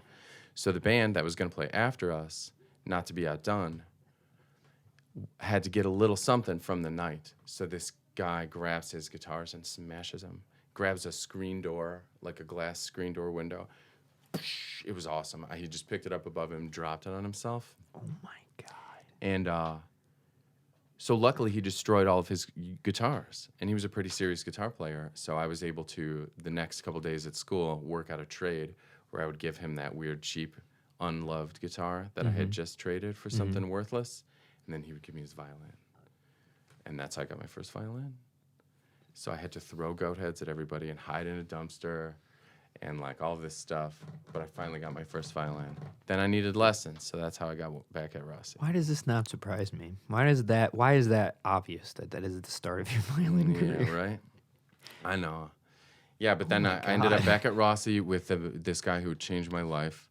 And like a parasite, I would just turn into him after a while. I just showed up like a worm and then became him. Like a chameleon? Mr. B. Shore. He was this like 1,000-year-old guy who knew all these instruments, and he went to prison, which is where he learned arrangement, like orchestral They even say arrangement. Princeton. Nah, went to prison. Some kind of weird 1940s crime. But he was in these weird jazz bands back when they would laugh you out of the building if you showed up to play jazz with a guitar. It was banjo music at the time because banjo was loud enough to beat the horns. And guitars were way too quiet. It's so weird. You don't see anybody playing jazz banjo now. I guess Bella Fleck. Yeah, interesting. So, what instruments would you say you're comfortable with, fluent in, or maybe could teach? Oh, the guitar. The guitar is my home base for sure. But I also do piano and violin and cello. Cello, bass, Some could you do viola. bass? Of course, bass. I love bass. Nice. It's a lot of, people would be like, oh, you never learn bass from a guitar player, but I love bass players too. Like I worship certain bass players for sure. And you've been teaching there for 20 years? 23 years? 24? Yeah, right around there. I'm not gonna. We'll call it a quarter of a century. Yeah, Make at it least, sound yeah, cool. Yeah. Mm-hmm. Wow. So what is it? Okay, I'm trying to think of a way to word this question. Hey, I'm gonna switch. Oh, the hat on? Do it. This is a nice MJ hat from Michael Jordan's restaurant, correct? What, this hat? Yeah. Oh, this is Michael Jordan, the restaurant, the hat. That's awesome. I've never been. My parents always told me it was too much money when we were kids. We couldn't go. They're not kidding. No, they're not. So, what is it like teaching kids something that even if 1%, it changes their life, literally changes life because they become musicians or they follow music. For 25 years, how many people have you taught? Hundreds, thousands? Probably thousands. Like, do you ever think about that long-lasting effect that you had? I mean, so many of them keep in touch. Like, Yeah, I can't know a help lot but of think them. of A that. lot of them would be like, "Oh, Joe, he gave me lessons at Rossi." Like, it's like most people I know in the southwest suburbs went there to get lessons from you, or just know someone personally who did. Like, the connection, the web is quite far. I mean, it's probably why I'm not that crazy. Is like, like I did get to be in the DNA of the social part of music, the part that I have a lot of trouble having access to. Look at me sharing this. Here's my thing. Here's my thing. It's reasonable. Listen to it. It's not going to make you uncomfortable. It's fine. Like I don't have that probably because I get a different type of validation. You're sort of performing for people every single day, Like I've gotten really comfortable just sing counting to everybody. So I get to practice. I'm practicing singing all the time. I'm helping people write songs. So I'm able to be creative nonstop. I'm playing instruments. It's just dream come true, really, when you have like attention stuff, Maybe your attention span isn't the easiest thing to ride around on. But for me, my life completely changes every 30 minutes, always involving something that I've been concentrating on anyway. Yeah. So, it can't be beat. And, like, teaching kids and having them become musicians is one thing. That's great. But I'm really loving teaching adults who thought they were never going to be able to do it. And they're just, like, vibrating, leaving their first lesson. Like, oh, this is going to happen. This is already starting to happen. That's beautiful. Yeah, it's good. It's good. It's good. Because in their minds, the ship already sailed, the airplane took off, rocket ship's not coming back, and yet they're doing something they didn't think they could do. Maybe a childhood dream of theirs. Yeah, or they want it to be a songwriter, but they think as good as it's going to get is they'll learn some stuff from their favorites or whatever. But then there they are, and they're writing music right away. Yeah. And I like that everything is different. Someone comes in, it's this like 86-year-old guy who's making his, musical piece, or like this guy's doing a play about Danville, Illinois, like about a politician running for office in Danville, Illinois. And it's all like rolling through the tulip. It's this old-timey stuff. And I just love helping this guy arrange it all. He just comes in there a cappella singing it, and then I have to surround it with chords, and then we sit and work out instrumentation. And then the very next person they have some kind of weird now online audition to be in something. And, you have to help them run down this terribly difficult goal, and you're looking at the music thinking like, I might not be able to pull this off. Half an hour later, you've both got it. Everything's running smoothly. It's just a good thing. It's a good thing kind of getting people to do the things that they're really worried they're not going to be able to do. And then I know how kind of frantic it can get in your skull, left alone without the opportunity to get stuff out.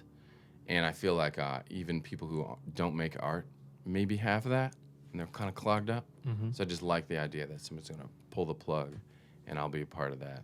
They'll be able to dump out all their stuff.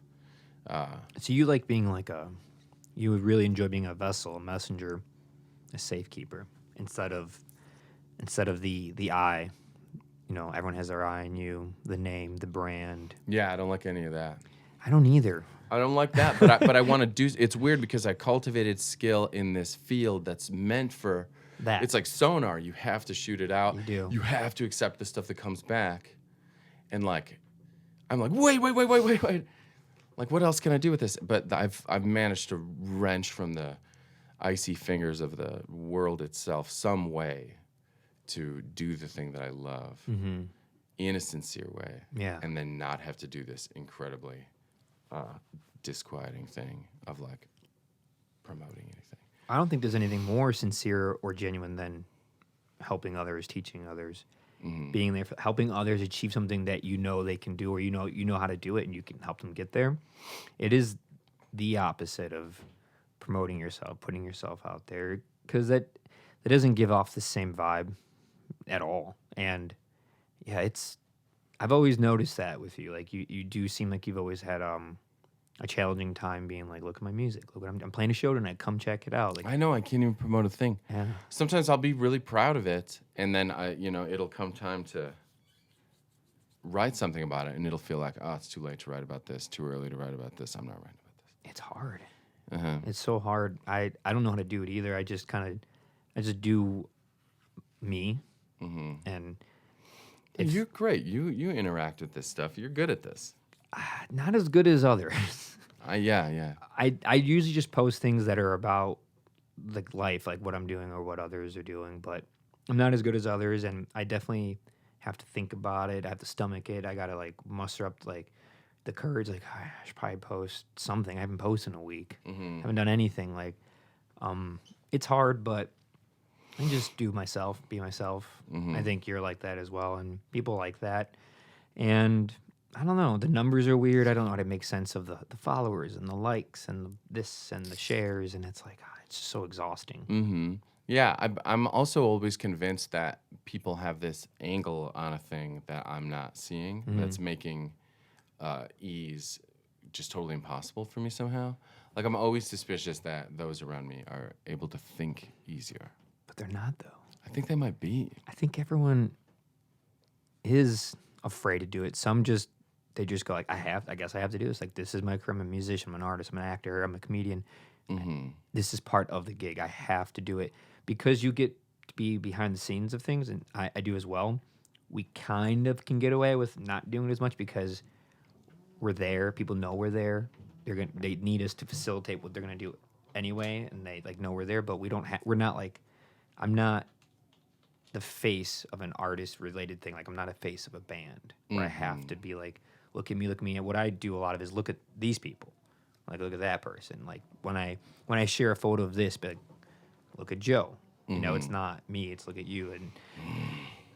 And which is nice for you because now you don't have to do anything. You have someone else doing it for you. So it's, I don't know. It's hard. I have a hard time with it. I know a few musicians that do, but it's weird. It's like the second language. Everyone just has to learn how to do it. Otherwise, you don't exist. Like, what did you do you were playing music and promoting music pre-social media, at least it being what it is now, the last 10 years. Like, what were you doing then?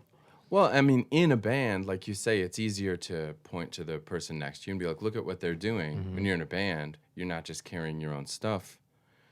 It's easier to promote because it's like, hey, these 3 other people have been working really hard too. Yeah. So the least I could do is help them. Yeah.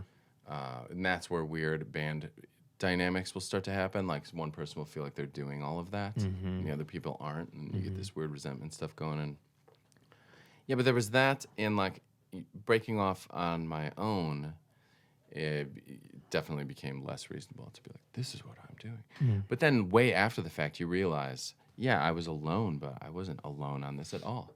Like the engineer was so important. I can't believe, like Light on a Landfill, you know that record? Hun Hun Hun Camp? The one 14 with song the record? one with the like the kind of fractal colors. Yeah, yeah. Like that thing. It was like 2 years after Aurora just leaked it online. Like that's how it came out. She just leaked it. Yeah, Did she she tell just you? put it up there. Yeah, well, she was like, "He's gonna kill me," but here, listen to that. And she didn't do that. Is that it what was made you not want to gonna marry come her? out. No, I'm just the kidding. dog blood thing is what. This bloody Her, dog. her voice, by the way, I've always thought Aurora's had like one of the best voices I've ever I heard. love her singing voice. It's Her unbelievable. voice is unbelievable. Yeah, it's better than you even know it is too, because she's still at no point been comfortable in a recording environment ever. You guys are meant to be, studio eh? or whatever. Yeah. Your Janitor Moon song. Mm-hmm. So like we've a lot of songs have been recorded here, Mm-hmm. and that one is like top favorite ones like ever. Mm. The Can we talk about the Of lyrics yours? of mine? Yeah, Cool. Yeah, of course. Whatever. man, those lyrics You like the words on that one? Of course. I like those ones. I like are those so ones. real. It's not flowery. You're not dancing around some crazy poetic long $10 words. You're It's a just country song. It's Yeah. a country song, and correct me if I'm wrong. The theme, to the best of my knowledge, is perspective of an everyday person that's perceived to be doing mundane things, but wants or yearns for something more. Yeah, I mean, there's that. At least that's what I got. There's that. There's that. It's definitely not going to be only the thing. Yeah. I wish. I think my songs would be easier to palette and relate to and stuff if you could figure out what the hell the thing is about. There's some of that in there. There's sort of like using a reality for me, which is like this stuff that what we're talking about, really, the stuff that I make, I kind of can't get it out there, and you'll feel isolated because of that. But using the premise of Aurora's stepdad at the time, this guy Perry Jordan, who's this amazing musician from this band called Hartsfield, he had a heart attack and then didn't get oxygen to the brain and got some pretty deep brain damage. And I was spending a lot of time right before writing Janitor Moon thinking about and hoping that at least in the depths of his mind, he was doing something far bigger than what it looked like.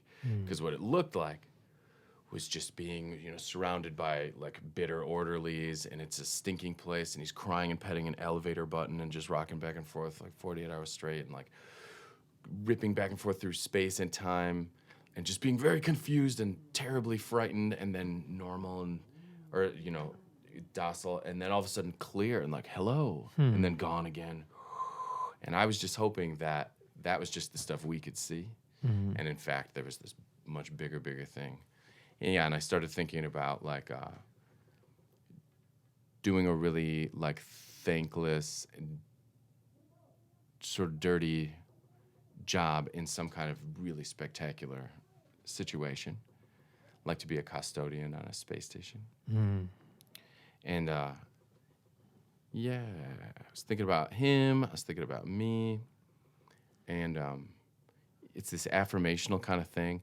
And right around there, I had sort of decided I was going to rip out a lot of the what I felt was like overwrought harmonic stuff about my own writing at the time.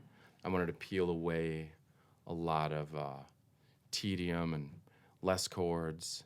And I also started wanting to make a willful choice to be able to operate in genres that I didn't care about or understand a lot, like country music, old country music. Yeah. Up to then, I'd played Americana stuff and I loved folk music, and country's everywhere. You kind of can't escape it. But it wasn't in any meaningful way. I wasn't listening to it or anything. But I decided I'm going to start to try and make stuff that's like very on purpose, simple and stripped, and I wanted to kind of have like I just want to use the circuitry of this weird American use of the pentatonic scale, You did that. Yeah, right? Just that. Actually, though, I just remembered this. You are why Janitor Moon sounds like it does. Isn't that interesting? You're How do you not going to mean? know this. You don't know this one. So you know our buddy Rat Daniels? Pat Daniels? Yeah, I know Pat. That's his slide guitar on Janitor Moon. Okay. Yeah, I think it is. Well, so I'm talking about the DZ live version. Oh, no, I'm talking Not- about the recording. Yeah, not the album version. Yeah, the album version has, I think it's Pat Daniels' slide guitar Interesting. and some wine glasses scraping around. Instead of slides, they were these like more orbital glass slides. But yeah, that version, I've never even heard that thing all the way through. I won't watch it. I can't watch that You don't stuff. have to watch it; just listen to it. I put that on probably every few months Really? for a couple of my friends to listen to. Mm-hmm. It's always one person who's never heard it, and then I have a couple of friends who like also they love that song. So I always put it on, and I mean, not even watch it, just have the audio going. It's just so beautiful and so simple. The lyrics, by simple I mean like the classic Americana, where it's just like a couple chords. It's more about the words. You know, the rhythm's there to hold you, but it's about the words, the story. Yeah. And you definitely paint a story there, like a lot of great things I did not do. Is one of my favorite lines. But there's nothing here to ruin. Tickaluna, tickaluna. That's the other thing is being worried that this is my own personal stuff, being worried that, you know, from your own damage or whatever, you're going to kind of poison what you touch, and you're worried that you're going to you're just worried about these outcomes, you know, you're worried at your future and stuff. And, you know, hopefully you're worried about causing other people harm. And, you know, you would want to, if you felt like you were going to, if your decisions were just bad. I was on like a streak for a while there, you know,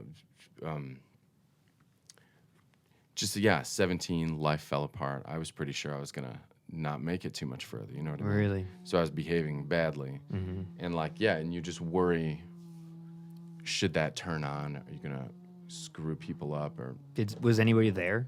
Was there any person you know that helped you get out of that headspace, or guided you, or at least influenced you a little bit? Yeah. Aurora, my kids, my mom for sure.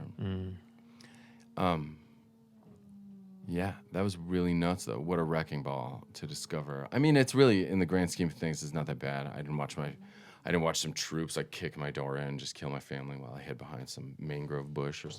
Yeah. That's an option too, apparently. That has happened to a lot of people Sure in history. has. Yeah. Still does. Yeah, and then, you know, thinking about stuff like that, I used to have this vibe of like, why should I have fun or get to express myself or get to be free or get, you know, when they couldn't. Then my friend Celeste snapped me out of it, and she said, like, they're why? Like, you owe them. You know, they would take any opportunity they could to be safe and happy and use their security. And, like, so they're why. They're not why you shouldn't, they're why you should. I was like, whoa. That's And a good point. Yeah, it is. I have to check in with that from time to time because I do forget it. It goes, and then I'm back into my old stuff. Well, like, Who said that? Your friend Celeste? yeah. Just it was a Yeah. person I met at a show. I did a show, and she came up after and focused on me, all this warmth, and yeah, she's some kind of healing type healer person of some type. You could see. Interesting. That's that line, you know, do it for those who couldn't, or that mindset is that's a really good mindset. I wish more parents would, you know, teach their kids something along those lines. Yeah. Yeah, instead of the normal cultural relativism you get, like, yeah, there's someone hiding behind the mangrove bush vibrating while the soldiers ruin their family or whatever, but I have my own problems too. Yeah. You know, from all the way over here, my distress is equal somehow. I just don't see that. There is the relative debate, but it's like I tend to think relative to the planet, not to like me now, like me being a 31-year-old perceived white man who like I could have my own problems based on my existence. Perceived white man. No way. Look at that. What? Poor bastard. Well, you know, I got the Mexican blood. No, I know. You but just have to I'm like. white. I get it, but you know, I'm also Mexican. It's just different. I don't have a lot of that culture. Don't speak the language. You know. None of it. No, father never taught me. He was trying to assimilate to the American world back then. It's not the same as it is now. You know. just isn't. But let's hold this thought. I have to use the restroom real quick. Okay. I'll take just a second. You keep people entertained. I know you could do it. What? You're going to stick me on banter now? Do what you gotta do. Oh, man. Can you edit this part out and I'll just sit here? Ben? All right, so this is my podcast now. Welcome to the good part. I don't have anything for you. I got no banter. Let's talk about this drawing here. Nope. Stressing me out again. What do you guys want to talk about? I can't believe he did this. This is episode 1 and he's doing stuff like this. It's only going to go downhill from here. Here, I know how to do this.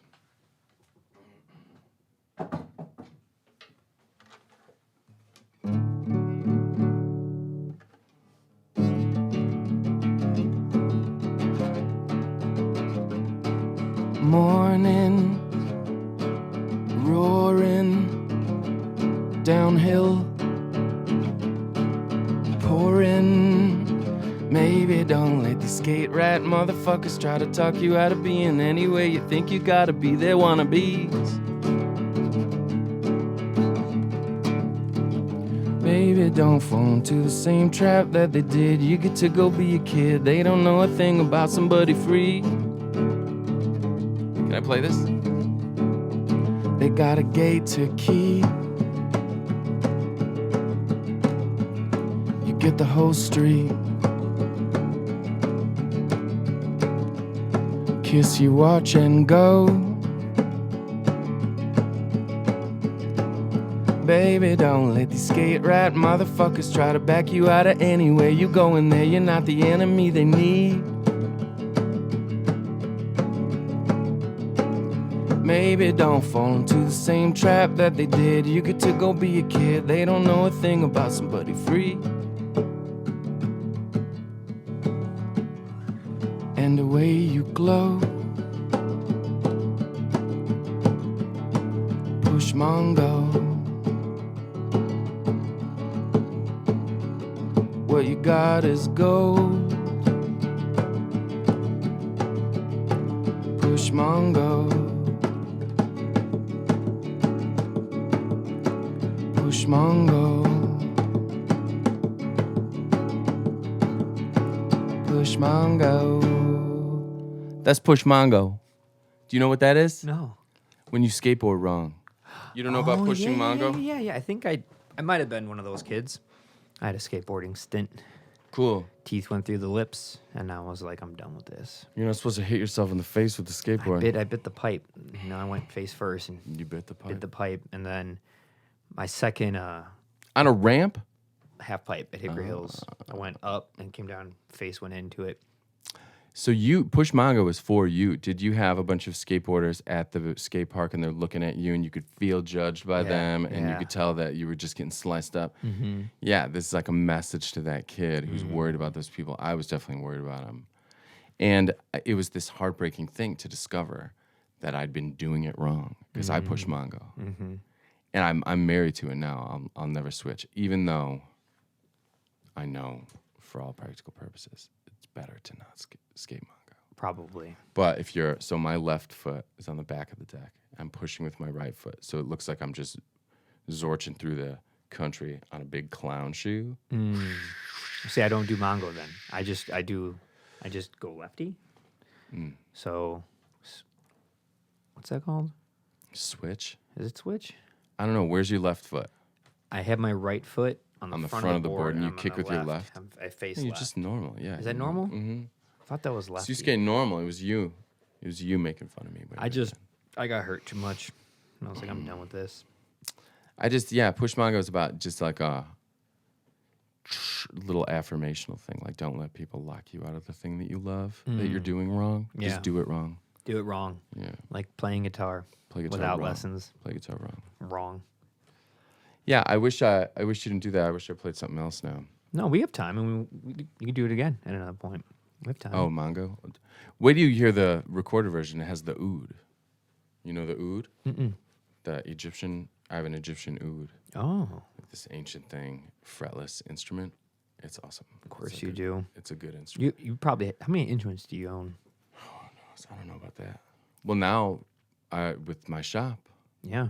Let's talk more about your shop. Quite a few instruments. Because what was that sound? Oh, it's you.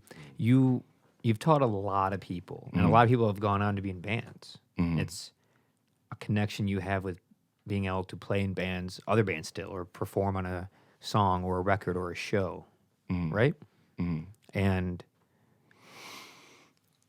is there anybody you're like really proud of that you've taught? No, they're all disappointments. Disappointments, yeah. You don't even say names. No, just tons. like, I'm not gonna. Yeah. Yeah. Okay, I'm not gonna say names. you don't have to. No. I don't want to name their course. band or. Right. But there's people that you're just like, wow. Oh my God, there's so many people I'm so proud of. That's awesome. And like, I'm glad that I don't have to name them because I also don't want to like tie me to them.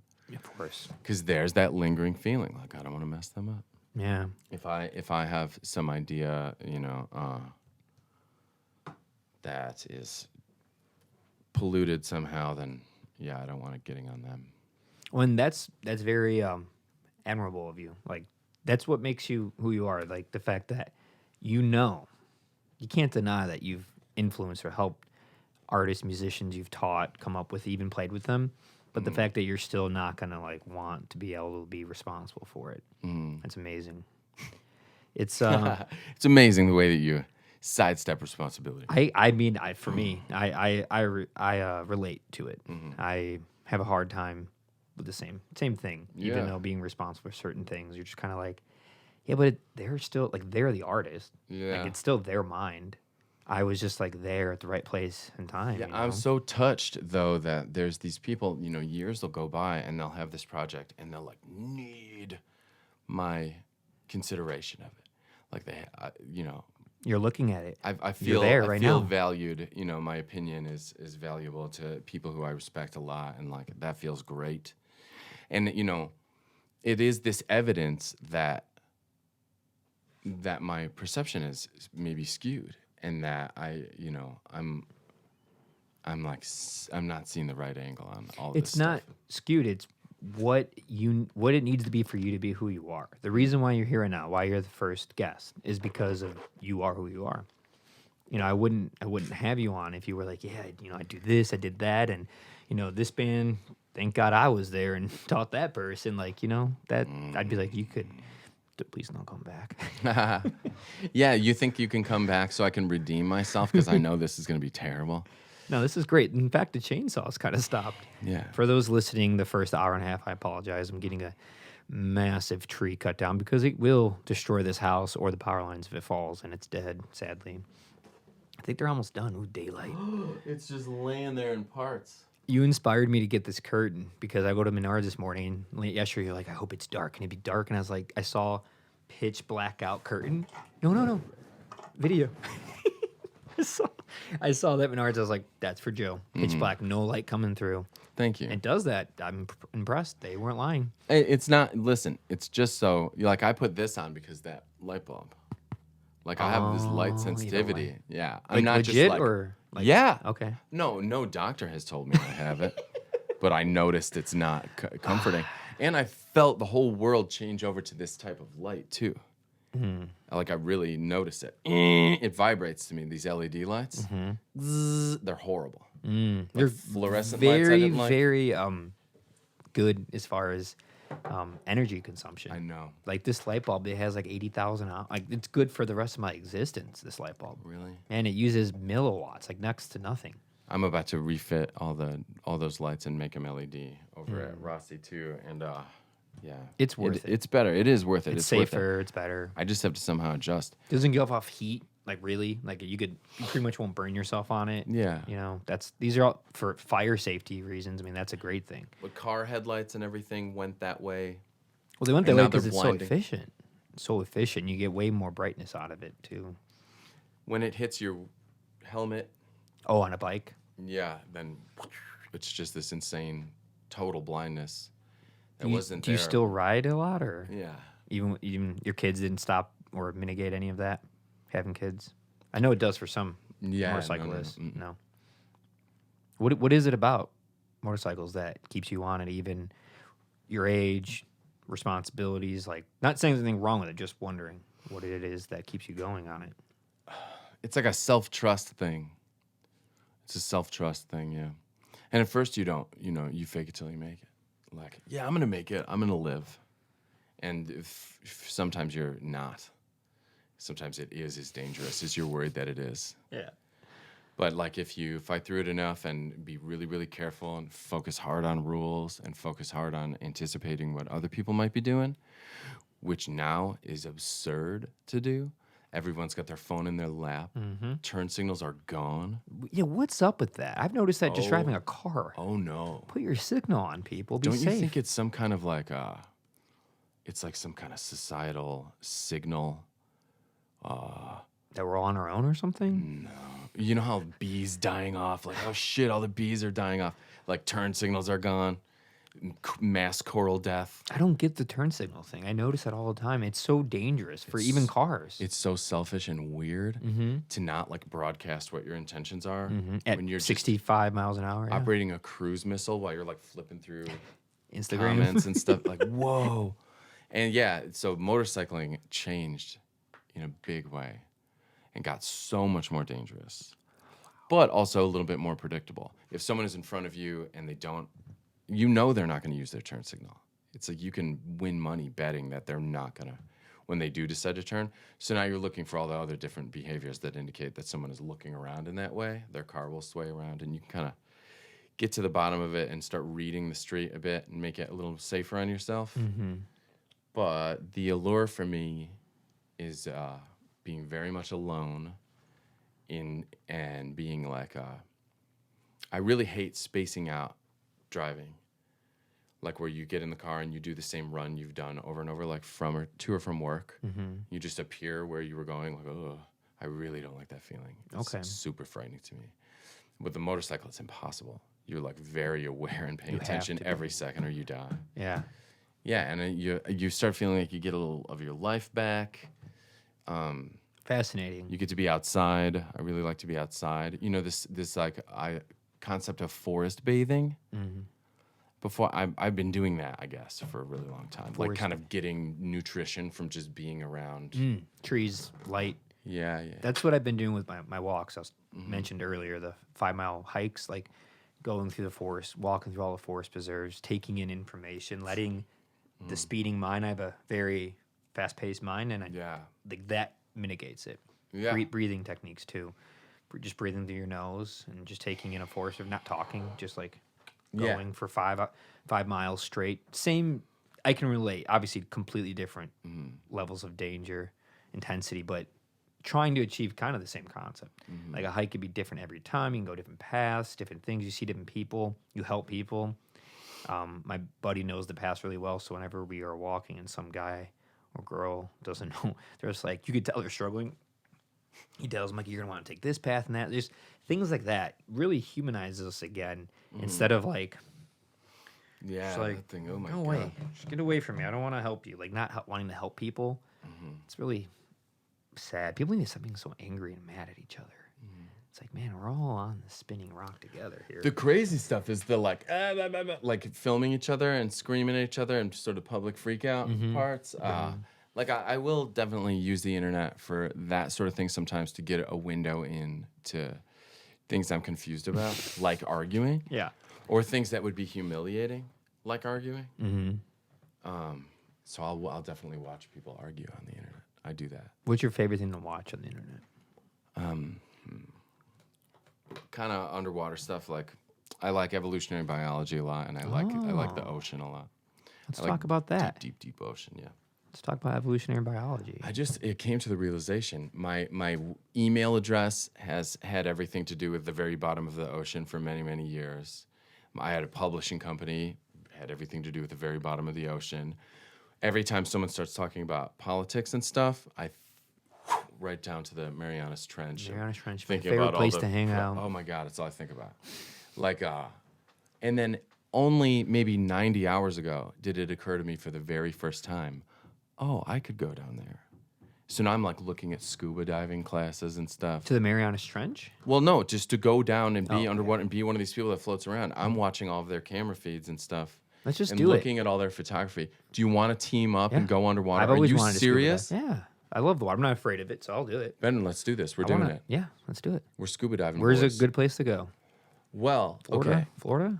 I have a personal mythology that has like almost like the world's first parliament level importance on the intersection of 79th and Harlem in Burbank. Burbank or Bridgeview? Or Bridgeview, yeah. Where I lived. I lived in Bridgeview for a long time. So now I like to pretend, like with my family, it's a running joke. Anytime we're talking about any kind of coordinates, I will find a way to talk about 79th and Harlem over and over again. But it's really why I live here. I was really interested in haunted trails as a little kid. I forced my mom to let me have a birthday party there, and she just paid everything that she, like life savings basically at the time. We were pretty raggedy. Yeah. And that's where she met this, just my worst stepdad. Like while I'm trapped in that money machine and money's flying everywhere, I'm catching none of it. I came out with $0 because I'm watching this big fur ball cross the room and go over to my mom and start talking to her. And I'm just looking at this all unfold, and money is just... Like he was like hitting on her? Uh-huh. Yeah. They eventually would become married, and Isn't I would that live in wild? this trailer park. Could you imagine, like, the man or woman you meet is dressed up as a furry animal on haunted trails coming up to you while your son's trying to grab doll? Like, that's what humans got to. Isn't that hilarious? But this was just this was a hippie. That's But what I'm isn't that talking just about. funny? Like, think Yeah. about it. Like, It is, yeah. you can't write this stuff. Yeah, man. But right there at 79th and Harlem is a place called Scuba U, which skateboarding over there imprinted on my memory. I've not even seen if it's still open. Maybe it's open, but that's where we're gonna go. Okay. I think they do like commercial I classes. thought we were going there. in the ocean, but No, eventually we have to have training. let's just skip. Let's just go in where we came from. Let's just go back. Do you have scuba buddies who will keep us safe? Got nothing.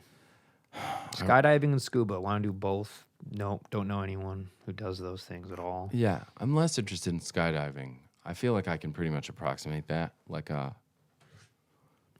think about what that would be like, and it would be You think pretty so? accurate. I've fallen and stuff, but below the water, that's a whole different story. I've snorkeled dangerously. My friend Ryan and I, in flippers, you know, and then a nurse shark. Okay, check this out. We're in the ocean, Key West, like off the Keys, thunderstorm. Columns of lightning coming down to into the water all over the place. Those strange, like condomy, prophylactic style, small jellyfish all over. No one's getting stung or anything. Tourists were sort of following the line to go back to the boat, and the boat's just going up and down. It's really turbulent. Awesome. My friend, I'm the last one. I'm getting my flippers off, and I dip my head under the water, and I see what I think is just a huge fish pretty close. But it was actually like a gargantuan shark far away. And it was a brown, just big brown nurse shark. And I'm like, yeah, there's this fish over there. I don't see it anymore. Shark! I dip my head back under, and this brown, like school bus is going under the thing. It was just insanity. Finally get my other flipper off, toss it up, go up the ladder, telling Ryan what it's all about. Oh, who you actually know, who knows your parents. He's the guy. We'll talk about it later. Okay. Yo, he knows your parents. Small world. His parents know your parents. God, that was so... But anyway, yeah, get back on the boat. Tourists are puking off the side of the railing, and then these fish come up and they're chewing it down, and like maybe that's why I didn't realize there and then I belong under that water. I should go back down because there was too much interesting stuff to see. The ocean Tourists is puking. fascinating. So fascinating. Terrifying too, right? You're afraid of It's it? worse in space. It's here. Yeah, It's I'm like really, right there. Really afraid of it. It's wild. Like ocean, space. I love it. I love both. I just love the not knowing. And water just as this kind of medium for thinking and communicating with the world, and poetry itself. And like, yeah, water's just been everywhere. Bjork, it's one of the main reasons I love her so much. She's sort of always talking about it. And About water. Yeah. Titanic Rising, that Wise Blood record. You don't have that record? Mm-mm. What are you doing? I haven't had much money to buy vinyl lately. Did you considering hear about it? I've heard about it. I haven't gone there yet. There's just so much music. Again, great music, but Yeah. just so much of it. I know. And I try to keep up, and I find myself trying to really keep up with like the music scene, Chicago, Midwest, America, but like on the level of like people you and I know or play with could easily go see play, but not super big yet. Yeah, Just trying yeah. to stay there for now, just because that's the world I live in. And, Yeah. And it's just I wish more people understood how talented and good musicians on every caliber, every level is. It's just the only difference is they just aren't promoted the same way. There's only so much room at that pyramid. Like that's the people at the top, the millionaires. Like, but doesn't mean Joe Starita from Hunt Camp or Unique Chic or whatever solo thing you're doing isn't equal or better. You're just not promoted by a multi-million-dollar company. And it's how some people like will have the right friendships and stuff. Like I remember noticing bands just super passing us up. That would be the ones that lived at the place where shows were. Sometimes it's as easy as that. And then, they get whatever. But yeah, I like that you mentioned there's so much music now to listen to, because there really is. So it's never ending. It's it's amazing. There's no deficit. I always get nervous about that when people start talking about it. There's no good music anymore. I feel so bad. I feel like something broke. I feel like they have to go to a doctor. I feel like they're just mad at something in life, and they just got to find a way to take it out. So I'm take it out there. It's like film. Excellent films always being made. Songs, excellent songs always being made. Yeah. Artwork, excellent artwork always being made. I don't know. Maybe it's people being upset at their contribution. Maybe they're upset the way things are going in life. Maybe they're not looking in the right places. Maybe they're in awe at the daunting task of Spotify. I don't know. I don't have that, but I could see it. I just think for those listening, if you feel like music's not that great or you can't find it, just keep looking. Or maybe there. something happened to your genre, that your pet genre Open that that you palette. love the most. Open that palette. Yeah, that's what I think too. If you have a certain genre you love, just know that came from somewhere else and it didn't exist at one point, and someone didn't like it at one point if it did exist. If you like rock and roll and you only like rock and roll, it's like, well, pre-1964, there wasn't, or 58, whatever year you want to pick of what you think of rock and roll is, like, it wasn't there. And when it came out, people our age probably didn't like it. You probably maybe were like 16 if you liked it. Maybe once you were 30, you were old back then at 30. You were probably listening to big band jazz or something. You probably didn't care for rock and roll when it came out. So like people have always been feeling that way. It's weird how they can predict how to most easily liberate us from our cash based on kind of measuring sentimentality and like age and kind of like, the normal trajectory of just financial situations. Like someone my age we can guess they're going to have a certain amount of money, so we're going to start marketing to them this way. I'm really like leery of that stuff and spooked. You by don't all fall of it. into any of that, though. I could already tell you. What do you mean? You probably don't have a normal trajectory of like what is to be expected of you, what you're supposed to be doing at your age, how you're supposed to be acting, looking. Well, I certainly cannot claim that like I'm aware enough of it that I'm not manipulated by it. I guarantee I'm manipulated. You by are. it. I am. We all are. But I think some people more than others. Me more than others. Like I'm super. That's why I don't trust my own ideas a lot of the time, especially political ideas. Oh boy. I'm so like it's just out of my pay grade. I think I'm kind of not smart enough. You are. Smart enough for what? Like what I was describing to you before about kind of clarity of thought, what I see in other people, hearing other people talk about political things, and I just go down to the trench, man. I mean, but you're entitled to your thought and opinion, and maybe you don't bestow it upon people, which is what people should do. Stop pushing it on to others. Yeah, maybe that. I just feel like I don't know that I'm wrong yet. If I hear myself, like, here's my opinion, I'm like, while I'm hearing the opinion, I'm sort of like trying to shoot holes in it and argue against it. Your own thoughts.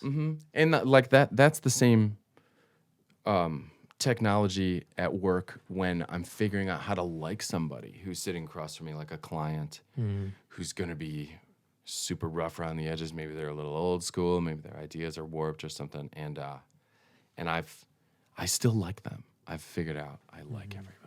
I Yeah. kind of like everybody.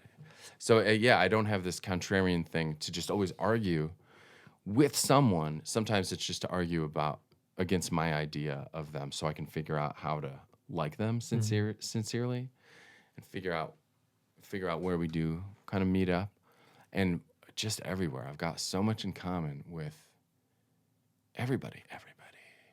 Weird old kind of grandpa dude who's like, who's But way too comfortable with like his ability to just figure out the world. Do you think and that's just a talk. product of? It's got to be a product of everything you've been through and done. Like you've chosen to go off the beaten path, meeting all these people. The thing that I've learned, when you meet a lot of people, as long as you learn how to interface with them properly and take in the good information, it just like you don't even have to go to college. You don't have to do anything. You don't even have to go on the internet to research stuff. Just talking and communicating with people, you learn so much. You become way more humanistic. You sympathize more. You realize it's not as bad as you thought, or maybe you realize you were misunderstanding a lot when you just listen to people. You can't win over somebody by berating them. It's never worked. It doesn't work. Sure, it just makes them dig their heels. Yeah, And, and makes them hate you more, resent you more. If you are trying to help anybody, you're not going to sort of like smash them into being helped. Yeah. Some parents figured that out a long time ago when they're like, do this, do that, and you just keep not doing it. They're like, okay, well, got to figure out something because it's not working, me arguing and yelling at this kid, and it doesn't work. The political conversations of the berating of like, if you like this, I hate you. It's like, yeah. why would that help? There's this huge push to have this all or nothing. It's terrible. Yeah, you're not allowed to even seek to relate to It's certain types of complicated. people. It seems like there's a lot of success with both sides in sort of dehumanizing the other side.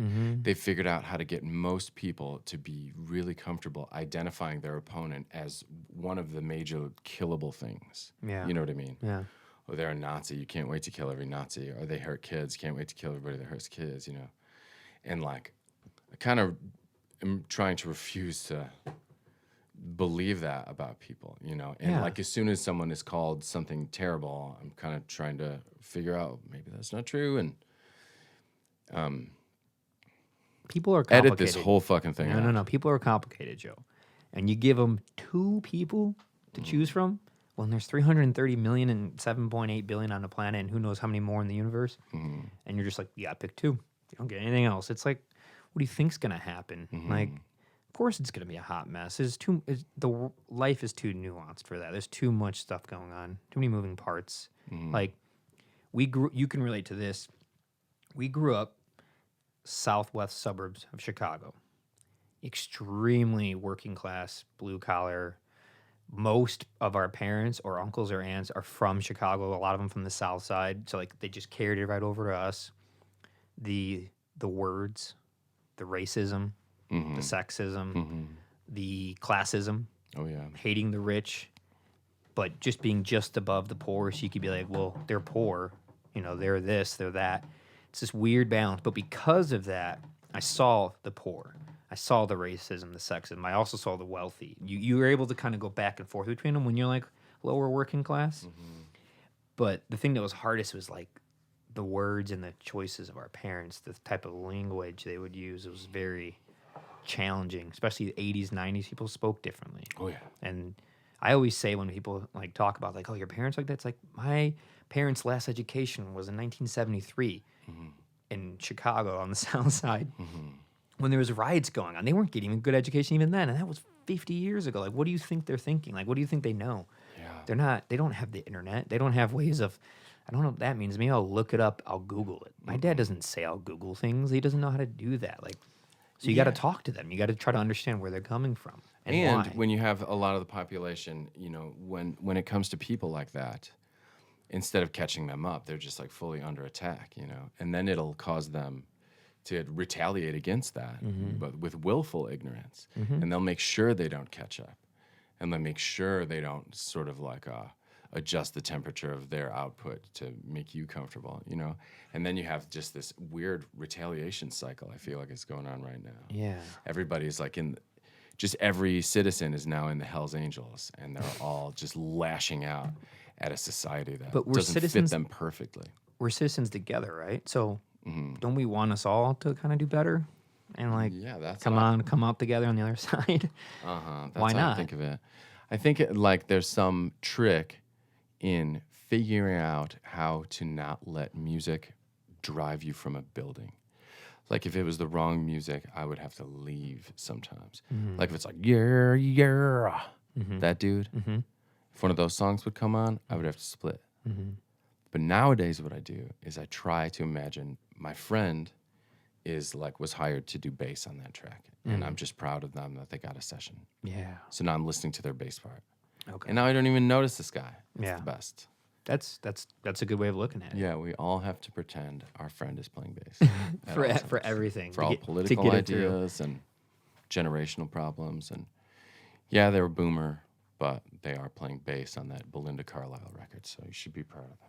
Yeah, the boomer thing is it's a bit annoying I think so too. because they're like most of the art we all grew up on from people who were older than us who made it, and they were of the boomer era, the generation. That's just the internet, though. The internet makes it feel like that's the actual sensibility of everybody, when it's just probably not. It's like not everybody's quite that snarky and No, it does. The smug. algorithm likes to point out the big stuff like that. yeah. It really does. Yeah, that's a Yeah, beautiful time. crackling's a bit crackly. Hey, let's pause a second. Pause. Yeah. Where you going? Be at bathroom? I'll keep talking. You will? I got you. All right. I'm gonna go to the bathroom. He's gonna go do his thing. I'll keep everyone occupied. Man, this coffee was good. Although I had 2 cups today and I haven't eaten yet, so I probably am gonna have to make a meal after this podcast. I apologize to those who are listening for the tree being cut down. That was really fun timing. Out of all the days that the guys came to cut down those trees, they came at the exact moment I decided to do my first podcast with Joe. And I'm really grateful Joe came. I know how much he was kind of hesitant. He kind of wasn't joking earlier when he was texting me saying like, I don't know if I could do it. I don't know if I should. I just kind of had to keep reassuring him it'll be fine. I'm kind of in the same boat. I'm just like, don't know if I should be doing this. I don't know if I actually need to be doing this, but a part of me wants as many people as possible to hear the stories and meet the people that mean a lot to me in life and have changed my life, or who I find very important or fascinating. And there's no barometer for it. There's no scale. It's not like just because that person's here or you're not that you're better or worse. It's just a spark, a spark someone gave off based on their mind, their personality. Joe, as you can hear, is a very lovable person, very honest, very open, very honest and open to other people, obviously. And I think it's really important to have people like that be heard, to know that this world isn't as bad as people think it is. Oh, speaking of the devil, he's back. See, that wasn't so bad. I was just using your bathroom? I was just saying really bad stuff about you. No, I was saying good things. Good things. I want to get back onto a question I have for you, though. We'll start right now. So you are heavily threaded. Here's more water if you needed to. Heavily threaded into the what is the fabric of music scene, DIY music scene. No, You are. I'm not. No, I'm not. You don't think you are. No. Yeah, I feel actually. You only taught most of the people who play in it. Some of them. Some of them, yeah, but I'm not a necessary part of that. Yeah, if I disappeared, that thing would be fine. No. Maybe not like necessary, but you're woven within it. Like enough people would definitely have like heard of you, heard your name. Somebody knows you. A friend got taught by you. Like Yeah. that's Yeah. Okay. You know? That. All that. Yeah, it makes me nervous, but yes. I get it. I really do. It is weird. This is weird. Is what's weird. Why? I want everybody who's watching this, who's made it this far. I'm so uncomfortable doing this. You still So if uncomfortable? so if you're going like, wow, this didn't go well for Joe. It's been really hard in here. You You've know, been fine. I'm losing my train of thought like nonstop. No, I'm just very that's what I'm here nervous. for. I'm bringing you back. Why don't You got to have me back on in like 2 years, and I'll redeem myself. It'll you'll be be the back on redemptive often? episode. We'll be doing Okay. this like every couple months. Okay. You're too much fun. Okay.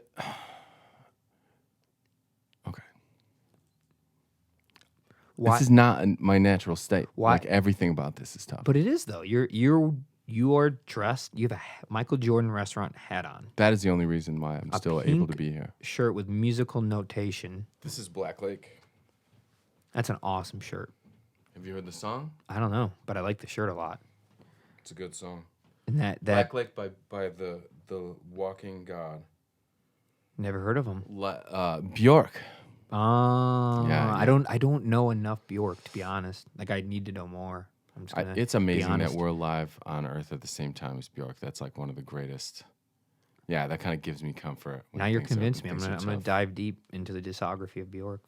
Yeah, There's she's the there's one. just so many of those bands where you're just like, I hear the name. I Mm-hmm. know it's good. I know it's important. I know it changed things. I know how groundbreaking. You just like, but you're stuck over here, and you're like, I gotta get to that. Mm-hmm. You know, I had a friend the other day who like I obsessed over Sonic Youth. Thank you, by the way, because you clearly told Joe about it. Oh, Joe clearly showed me about it. I still have the Goo poster over there that him and Jake made, a huge one. Do you remember well, that? of course. It's over there. I'm gonna have when Jake's in town. I'm gonna have him. I showed re-black Sonic it. Youth to you guys. You showed it to them. You showed it to Joe, and Joe showed it to me. All right, I'm in there now. So I was obsessed with that. But then I'll meet people who play the obscure music that I like to play, but they never listen to it, and it blows my mind. But I'm like, you know what? Like, there's just so much music, and sometimes that band scares people because they're like, it's weird. There's 30 albums. It's like, where do you begin? It's like, I get it. You know, Bjork's been around since what, the late 80s, early 90s. I don't know exactly when, but even when she was this little kid, little Icelandic kid, she's got that like baby record. Did you ever hear? She's 9. It's good. So she's just got like decades of music. Mm-hmm. Yeah. So that could be like overwhelming. Like, where do I begin? But I'm just gonna do what you should always do. I'm just gonna start from the beginning and go to the end and see what happens. Bjork is this cool person too, because there's so many weird little mirrors in her life. Like I would go behind that trailer park to go and be private and be away from my like nightmare stepdad and that whole dreadful family situation. I would tuck up under this overpass in Bridgeview underneath the 87th Street Bridge. I know that. I was just on that today. And I would sort of occupy the hovels where homeless dudes would be out mowing lawns for the day, and I would like occupy their spot and play violin there, play guitar there. When trains would come, I would sing. Did your plug your ears? It was probably really loud. No, well, I would sing and like just sing over the train, you know, and then it would bury. No one could hear me privately, trying to figure out where my limits are in my voice and stuff. But it made me really loud. And then years and years later, I think she was maybe in a David Attenborough interview, Bjork, talking about walking to school in crazy Icelandic weather, howling winds, and she would sing over that wind and like got loud because of that. You know what I mean? That's a great quality to be a loud singer. Yeah. Heavily overlooked, especially for live. Yeah. Getting your voice that much louder than the bleed of the band into your own mic for just creates such a more powerful and clear performance for the attendees. You know, Yeah. gives a lot more for the sound engineer to work with. It's great quality. And even when I had way less control, like not enough control maybe to find it reasonable that people would listen to me sing, even then I was able to sing so loud that I managed to get a bunch of really necessary encouragement about how I could sing. I was able to just keep going and developing it. To the point now where I'm not worried about it at all. Yeah. I do it so much in front of people all the time that it's not even a thing. I don't care about doing it badly. Like, I like bad singing. Just whatever comes out is good. Yeah. I've heard so many different voices. I'm trying to convince people of this, that whatever their nature is going to be useful. You know, we just have to figure out what kind of spin to put on it. And, so I just love that instrument. It's the coolest instrument. The voice is the best instrument. It's so innate. It's so natural to sing, and we learn it from our own pitch. Our ears, you know, developed the way they did because of the shape of them, because of the shape of our larynx to be at that pitch. And our voice, it's all Yeah, and how it intertwined. vibrates the the bones in your head. Yeah, all of it. You hear from within your head, and you hear from whatever frequencies can diffract to your ear, which is usually low stuff. That's why you sound weird and nasally when you hear yourself through a recording. And it's why you can still develop massive hearing damage even though you've got your little earplugs in all the time. You'd like out on a trip with Mines. You know this band? Playing bass for Mines along the west. It was somewhere in Texas. This girl was like, "Oh yeah," because I was worried I was getting tinnitus. You're a professional. How do you say this? I'd say tinnitus. I say tinnitus too. Yeah. Are we gonna take it back? Let's say it. It's tinnitus. You could say tinnitus. You could say tinnitus. I don't know. Tinnitus. Just say tinnitus. I was developing that, Yeah. and I was talking about it, and this girl was like, "You can absorb hearing damage from all the soft parts of your face." So sound coming in through your eyes, through your cheeks, through your throat. It's why bone induction. It's mostly bone induction. It's why shooting guns, even with all the hearing protection, could still have long-term effects. Or using machinery, even with all that, because the sound's still going through your bones. It's still making it to your head. Yeah. It is why you sound weird to yourself versus a recording. Because once you're hearing it off speakers, you're no longer getting that. Your ears are hearing it, that direct sound. Whereas when you're speaking, it's vibrating your skull. The sound is omnidirectional, so it's going everywhere. It's going through your head. The inner part of your ear is shaking. It's vibrating your tympanic membrane or your eardrum, you know? And you also get the diffraction, which is mostly low stuff because the high frequencies can't make it. They're not big enough. So you sound very strange when you hear yourself back. Most people don't like the way they sound because of those reasons, if they didn't know. Do you ever look at that? Do you look at that field called Cymatics? I don't think so. This kind of like vibrational geometry stuff. This is like there's a plate and then a rod going to the center of a speaker and then some powder, talcum powder is just poured out onto the thing, and then woo, they'll send a pitch up through that rod, and then the spots on that platform that don't vibrate, all the powder gathers there, and then while they sweep through all these different pitches, you see every different shape kind of represented, all these architectural implements, with this. bricks, circles. There will be patterns that have curved and straight lines in them, impossible triangles all over these weird mandalas, and like things that mirror, galactic shapes or cellular patterns and things will be there. They look like diseases sometimes. Just everything is there. I wonder, as an audio person who actually understands what they're reading about, what that means for us when we're listening to like super punishing stuff at tremendous volumes, and we have the bone induction. It's bad. That's going on. It's bad. I bet the shapes, the sort of cymatic result would be insane. Yeah, I without knowing, I know what you're talking about without knowing a lot about it, without seeing it personally. I would say it has a lot to do with the resonant frequency of whatever pitch they're playing. It depends on, is it a complex waveform? Is it a sine wave, which is pure tone wave? Is it a sawtooth, triangle, square? Like, what kind of wave are they using? Sure. Which frequency is it at? And also the volume. All those amplitude, frequency, they all play a role in it. But it is quite fascinating. Everything already does vibrate. And we do have resonant frequencies based on the diameter of a shape. And that's what you get it with your headphones, you get it with speakers, you get it with your ears, you get it with certain instruments on a guitar based on the shape of the body. You'll get a certain resonant frequency. It'll be slightly louder, more irritating, than the other ones. But I'm assuming those shapes have a lot to do with the way the frequency range might be interacting with the electromagnetic field that the speaker is giving off, because those are all around us, and those are made by any type of, this microphone is electromagnetic field, these headphones, the cell phone, anything that has magnets with copper moving around them and or some type of battery is going to give that off.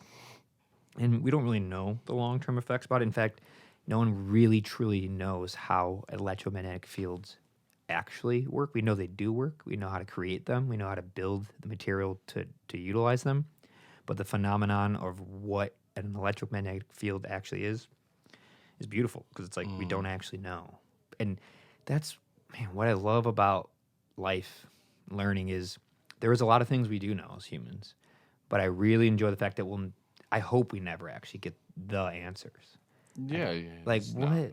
Like, isn't it amazing just not knowing? I love the fact that I can't even be like, I'm atheist or I believe in God. It's like, I don't even know. I can't even say that. You can't even say you're atheist. That's where I'm at too. Is like, the only thing I'm certain about is that my whole motto is like, I don't know. You don't either. No. As much as you know, you can have 17 PhDs and just be the smartest person in the world, and you don't have the answer. You still don't know. We still don't know. We can know all this information from a point of infinite energy of a black hole or a Big Bang, but like we don't know what's before it. We don't know what gets to it. We don't know if it's a cycle of Big Bangs repeating themselves once the universe collapses on itself when it goes too far. Like you don't know, and I think that's amazing. I've got that uncertainty though, maybe too much. It's just absolutely everywhere. Like, not sure about that. I don't like trust my own ideas. I don't even consider that all the time that my thoughts are my own. Like I'm really sensitive to being programmed by media and advertisement and just the things we read and the conversations that we have. That's why when it's time to weigh in, I'm not a good fit for the kind of the internet forum because that's what it is. It's like your head pops off the pillow in the morning and you're like, here's what I think about that. And I just don't feel like so solid that I should like publish a viewpoint constantly. Well, you're right, though. Most people shouldn't. Most people aren't solid to do that. Yeah, they just feel entitled to do it because you can. Because like there's nothing stopping you. There's this like I forget what book it's from, but there's some inversion of the phrase, "Don't just stand there, do something," but it's the opposite. It's "Don't just do something, stand there." You know what I mean? Ooh, yeah. like My wife like told me about it. Yeah, and it's helped me a lot actually when it comes to just being confused about interacting with the world as it is. Do you find yourself like? Do you think about things before you answer? Do you try to like take it in and digest it more, or you just kind of fire it back? I definitely fire stuff out all the time. That's what worries me about being on your podcast. And this whole time, listen, America. Oh, now you get close. Is it on this is international? I mean, whoever, aliens, whoever wants to listen. Okay, everyone from all the different Americas. This is bad. I'm bad at this. I'm bad on this podcast right now. You're fine. It's because I'm not comfortable on this world. I don't even make you comfortable. I tried. I did the lighting. It's dark. It's just you and I. You gave me Coffee. amphetamines. I gave you amphetamines. You gave me amphetamines. You sat me under a light. You killed Grandpa's tree. Your dog is shaved. Listen, Grandpa killed Grandpa's tree by bringing an elm tree that's not native to here because now it got a disease because it's not supposed to be here. Sorry, Grandpa fought through the gulags to get that elm seed here. Grandpa was in South Pacific during World War II. So the other kind, tropical gulags. Wild stuff. Those warm, balmy gulags. Wild stuff, man. People from World War II, that war created some people because that type of war should never have happened to people to begin with. And it created some stuff. People are pretty comfortable right now. Yeah, we don't even know. At least most of us don't know. True. Can you imagine, though, if we had to kind of rally everybody up and use today's population for a thing like World War II? I actually have this feeling, though, that they would really do it. They would rise to the occasion. The thing would happen again. Oh, God. It'd be different, though. The weaponry, it would manifest differently. We also have too much high standards for, like, safety and protocols to follow. The whole free will and freedom of expression has grown so much that I don't think you can let a government, at least you couldn't let America backtrack and be like, you can implement a draft and the person can't get out of it, they go to prison for 5 years. Like, I don't think we can do that anymore. I just mean like at the personal level, like the thing in the people that we revere and get all weepy about on Veterans Day. Like, I think, you look at the same population, everybody will shake their head. They would never be able to make it. They're smug, know-it-alls, they're selfish, they're irony poisoned and blah, blah, blah. But I think like, I'm super optimistic about what is going on inside of these younger people today who would be drafted, who would go over there and fight. They're the same people who were worried about their just like ganging up and being internet comment warriors or whatever. I think like even those people would pull it together and give us a similar result. You think so? Be that great. Yeah, they just need Inhumans. Just need some terribly hostile kind of, obstacle to climb over, and like they would climb over it. I think they would. I'm optimistic about these kids. I think they're cool. Even though different. They hate all of us. And it's different. It's definitely intimidating. Like first day of class, I might have like 18, 19, 20-year-olds just like, what do they think is cool again? Like, what am I how do I say this? It's really it's daunting, but at the core, you're right. Like everyone's still a person, still Yeah. humans. They still go home. They still fear things. They still say inappropriate things in private. You know, like Yeah, and I mean, it's just like a little bit of a, the plumage is different, but the bird is the same under there. Like, I don't know. I've also not been afforded the time to just feel an age gap.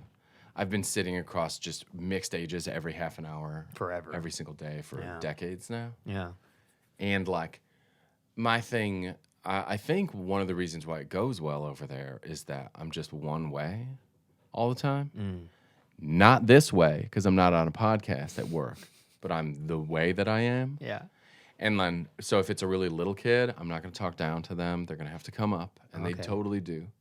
No matter the age, no matter the type of person, you just get one type of Joe. Joe over there. Yeah. That's what works though. It I'm does telling you, work. like, It does that's- work, and it helps me not feel disconnected from whatever age group somebody's worried about. Yeah. I just find I relate to them, and like I kind of get them, and am optimistic for them. Like even the unlikable ones that are so smug, you must know who I'm talking about. They just know everything about everything. They're know-it-alls. Yeah, of course.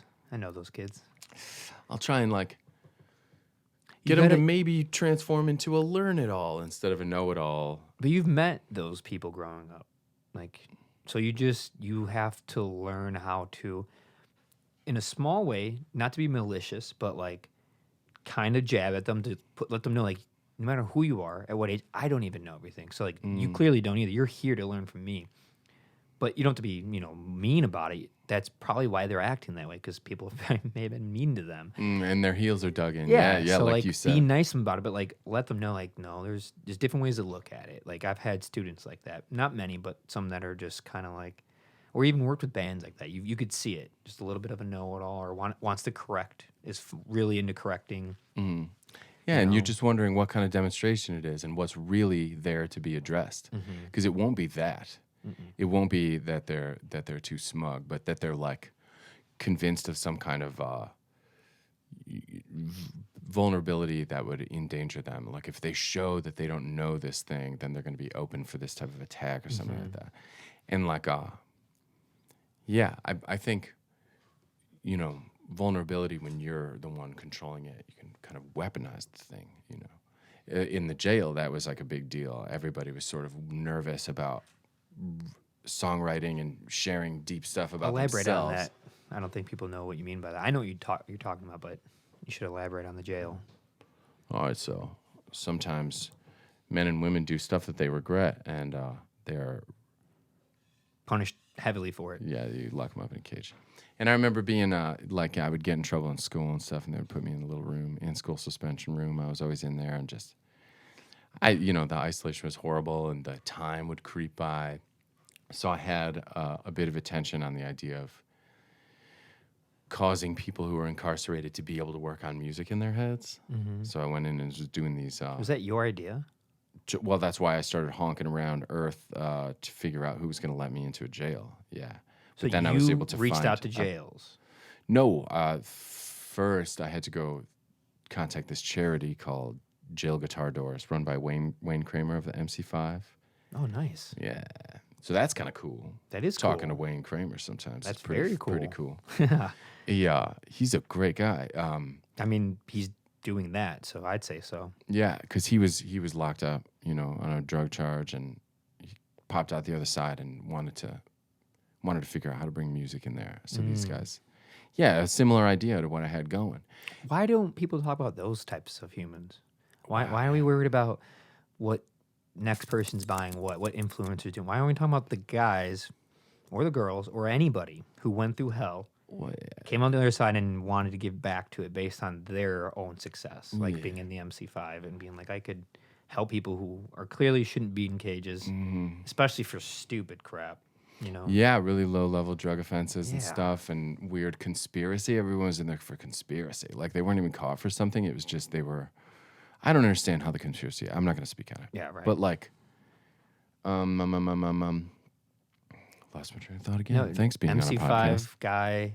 prison or playing in jails? Oh, well, he's the one whose charity allowed me to go into Cook County Jail and start doing some classes there, like songwriting classes and stuff. My idea was I would go in and just, we would use the instruments and we'd be together and it would be fun, but what they would have to carry back to their cell would all be in their head. They're not allowed to.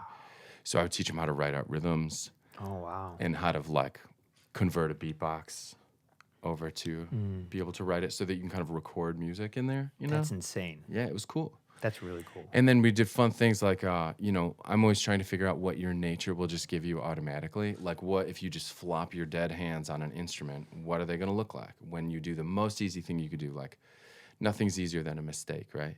It's so easy. You do it with not on purpose. So you just do your little mistake, and then I look at your hands, and then we just recalibrate a little bit, make a little adjustment to whatever your nature is, and figure out what's available to you to be able to do. And so some of the people in there would be really fluent at gang signs. And it turns out all that muscle memory just translates right over to the guitar. And I can see that. Yeah, and we found it.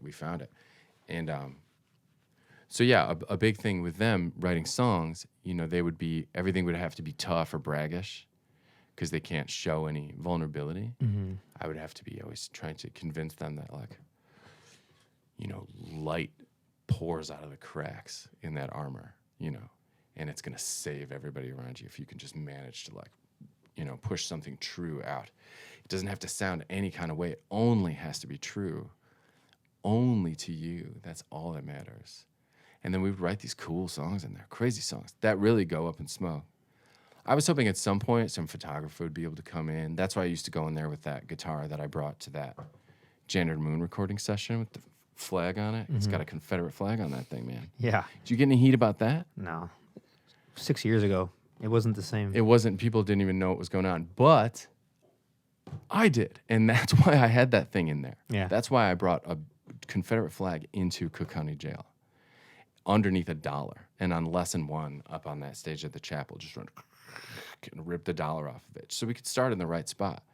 And we could talk about what we were actually all doing there. You know what I mean? So you used the Confederate flag stickers, like this big, right? Yeah, so that was just stuck. That's permanently on the guitar because it belonged to Aurora's stepdad, the country guy from who grew up in Georgia. All makes sense now. Yeah. So that was just an inherited thing, and I wanted to use that guitar on the song that was sort of loosely about him. But also I used that guitar to bring it in there so that we could talk about post-antebellum South and talk about slavery and talk about music and talk about Black contribution to music and use a bad symbol for something good. Interesting. Yeah, like divorce the thing, or put it in the hands of whoever it was hurting. You know what I mean? And I'm assuming a lot of the men there it hurt them. Well, I mean, in some way, shape, or form. Like you said, it was the earlier 2000s, and like it wasn't as fresh on everybody's mind at the moment. It wasn't the conversation that it is now. Yeah. And when it started becoming this conversation, I remember like it was really encouraging. Like, yes, everyone's talking about this now. Everyone's talking about the thing I've been wondering about and like worried about and in this jail about. But then it started to turn into all these other weird hamster wheels all over the place, and everyone's cannibalizing each other like on account of it. Oh, so it ended up being bad? No, like my experience there, doing 4 or 5 years at that place was just nothing but good. Oh, okay. Nothing but good the whole time. The songs that they made were incredible. The people who were convinced to just like use their vulnerability and like just show it definitely were stronger for it. So you use that symbol, the Confederate flag on a guitar, to show that you're vulnerable? To like, no. What was your intention with it again? Well, to sort of cause alarm so that we could immediately have the conversation of like, the state of mass incarceration and what it's like to, cause people who are already in socioeconomic distress to sort of limit the options to the point where they have to do crimes to get by, and then you lock them up for it and use their labor and stuff. It seemed to me, especially at the time, to be this like transformation of human slavery into this new thing. This really it is. Thinly veiled. It still is. New thing. I mean, it is. It's there. It is. It's really plain to see, I think, when you're in it. But the other thing, why I'm even like leery of talking about it at all, is I didn't go in. It wasn't black and white. I wasn't just hating the cops. and nothing but ire for the cops and the prisoners. They're my little babies. Not that. No way. Some of those people, like, there's some very, very dark situations going on, like some minds that are corrupt, and some By the people that incarcerated. need to be set apart from society. Yeah, I didn't see too much of them. I But, was like, in. Sorry, don't mean to cut you off. Mm-hmm. What do we do with them? What do you do with someone that you really are afraid to have them near your child? Yeah. What happened to make them that way? What are they Bingo. Yeah. like? Why are we just disregarding this person, this spirit? Yeah, and that's with anybody. There seems to be certain crimes where it's like, kill them, chop them apart, cut off their heads. Like, it's cut and dry. They did this, they did that. Kill them, like, wipe them out. But I'm seeing like, I keep thinking of this handicapped kid in my homeroom in high school who would, like, reach out and grab a girl she went past, or he'd be sort of masturbating in it. You know what I mean? This kid was, like,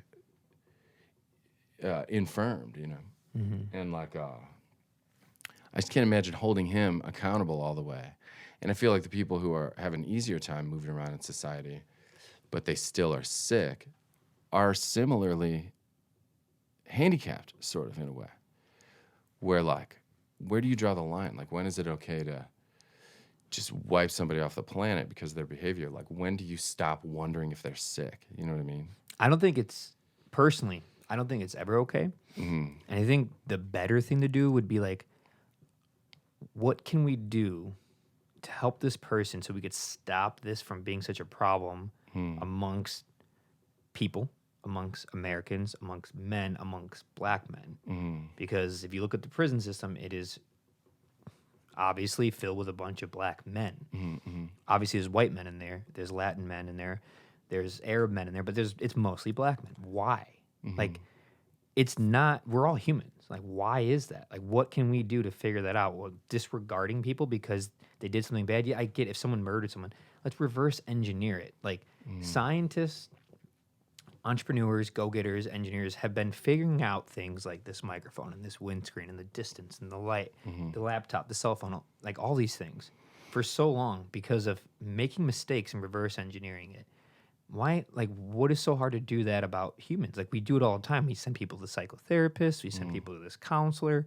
We do it then, but as soon as they're poor and black, That's what we it comes just down to, yeah. automatically just like, well, that's just who it is. It's how it is. It's like, no, it's not how it is. It's how we've made it. We can do something about it. Everyone can do something about it relative to what they know. Like, you know how to play music. You know how to teach it. You're excellent at that. So you were like, well, I could go to this prison and try to help people who don't have that. Well, I also know it gives you a thing to do with your mind instead of, like, scratching through those cinder blocks and just freaking out. Well, that was your way of helping. Like, if that's your intent, that's your intent. I might have said what your intent was without knowing, but you had something that was a pure intent.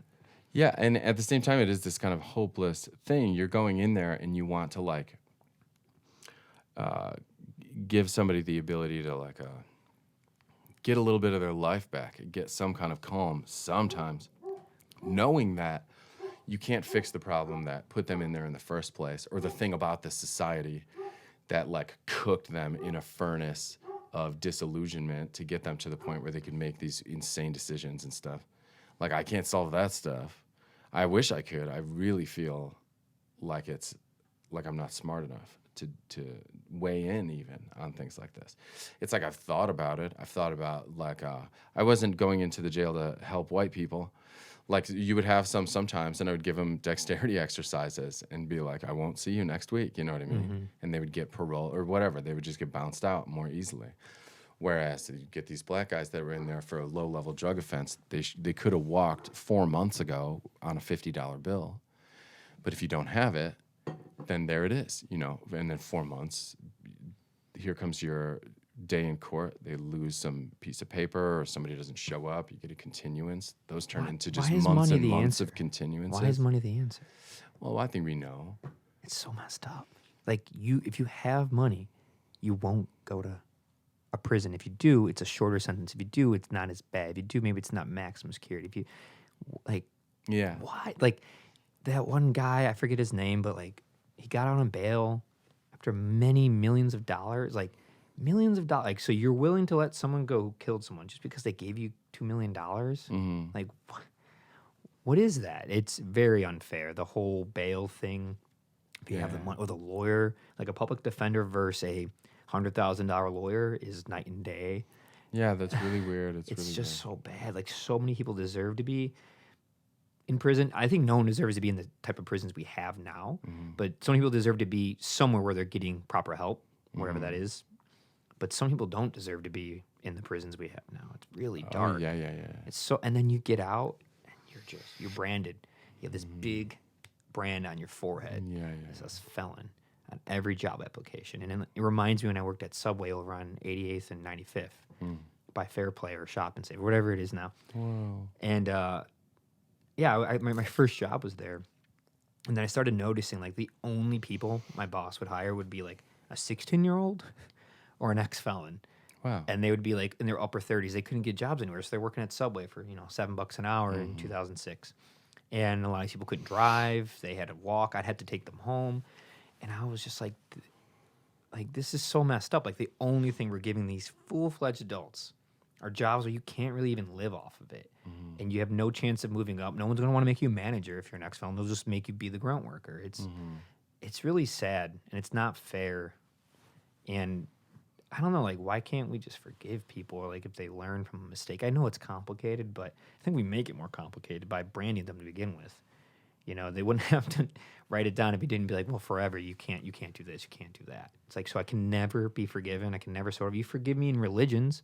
I can be forgiven in every religion, but I can't be forgiven here.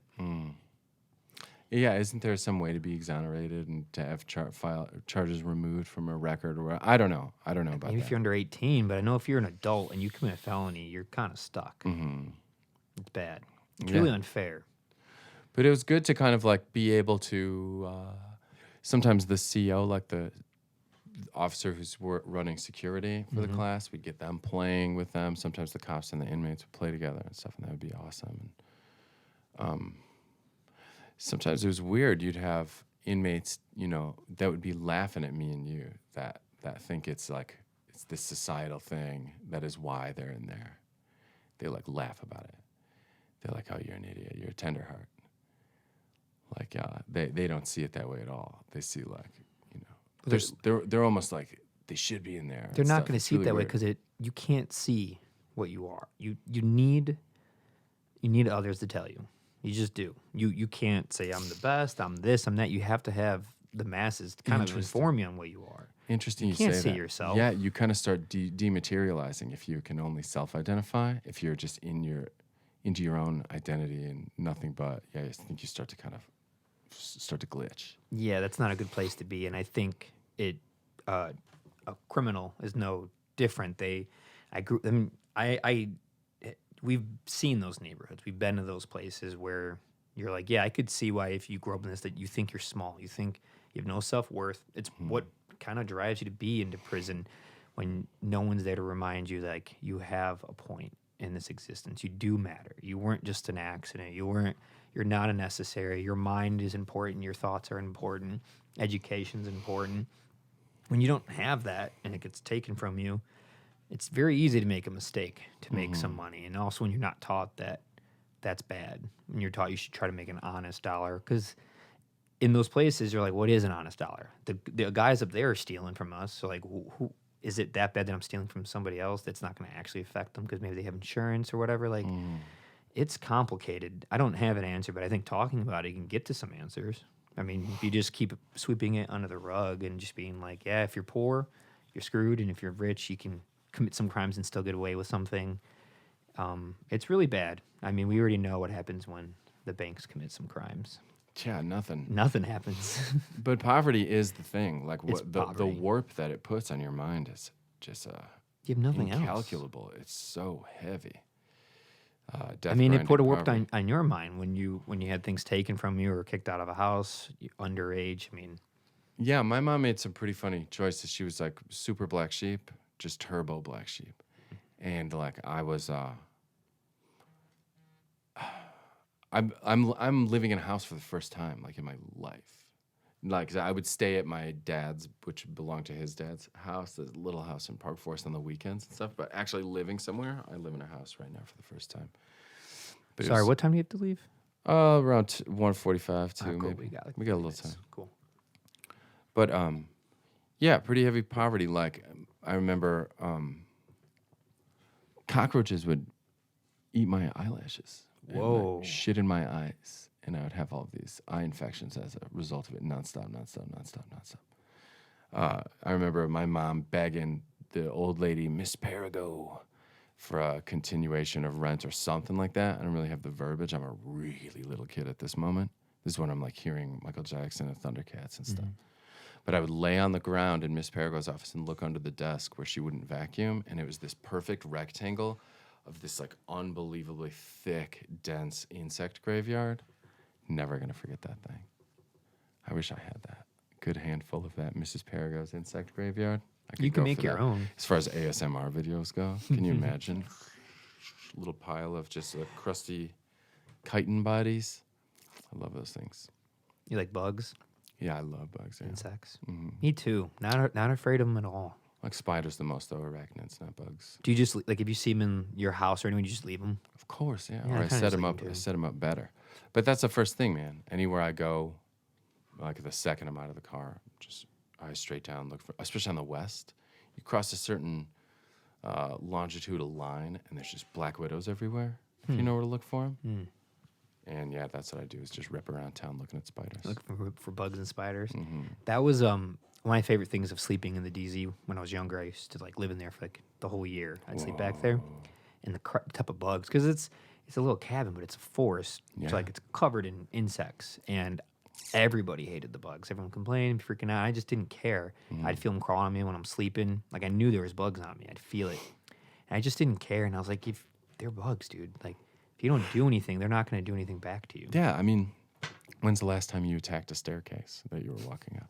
Exactly. doesn't They're happen pretty a lot. harmless, these insects, especially in northern Illinois. Like, we really don't have that bad of stuff Yeah, here all the at spiders are utterly harmless. Utterly harmless. Everything is. Everything is. There's really nothing that sketchy around here. But I think that's just a epigenetics thing. People inherently being afraid of heights or water or dark things or Yeah. claustrophobic or snakes or bugs. Spiders got something going against them too. Is that it seems like they're always reaching at with those super long forelimbs. They're a little mysterious. They can be perceived as being aggressive, like bees too. It's like I never get stung by bees, and I'm always by bees. And as long as you just ignore them and let them, they just want to do their thing. Like Yeah, they're not gonna do anything. to but you. both of them do contain within them the potential to give you the nightmare death. Like the way that a spider kills things or the way that a bee kills things is just, we definitely don't want to participate in that. No. Like, don't you especially not want a bunch of sharp, needly arms sort of like pulling you into this horrible fanged they're mouth and that big, but or be they're- stuck they're and then this this thing is big. crawling at you. They're so tiny though. Yeah, I know. Yeah, exactly. But we do all the necessary math to make them into the big nightmare thing, and we're afraid of their attack. But that's the least spectacular part of a spider to me is what happens when something lands in the web and it goes and kills it. I don't even think about that part. I think about the way that they build this insanely beautiful and precise and mysterious thing that just floats there in the night, and then they eat it the next day and then build it again, and then Yeah. eat it and then build it again, or abandon it and then build It's it again. strength too. Is that tensile strength? I think that you call it. Something strength of something elastic. Yeah. It's insanely strong. And they're musical. Like a male approaching female in certain species, they pluck the strings of that web in a certain way. And you've got to get the song right or you're considered hostile and then she's going to eat you. That's amazing. So if you play right, yeah, you're going to get laid. That is not true at all. It's never worked. Oh, you still haven't played Sweet Child O' Mine by GNR. That should do it. Nobody wants to hear you making crazy sounds in an alternate tuning. That doesn't make any sense. No, yeah, I'm kidding. I'm kidding about the plucking thing, though, is beautiful to me. It's That's amazing. really awesome. Yeah. It's amazing how it's what's drawn me to sound.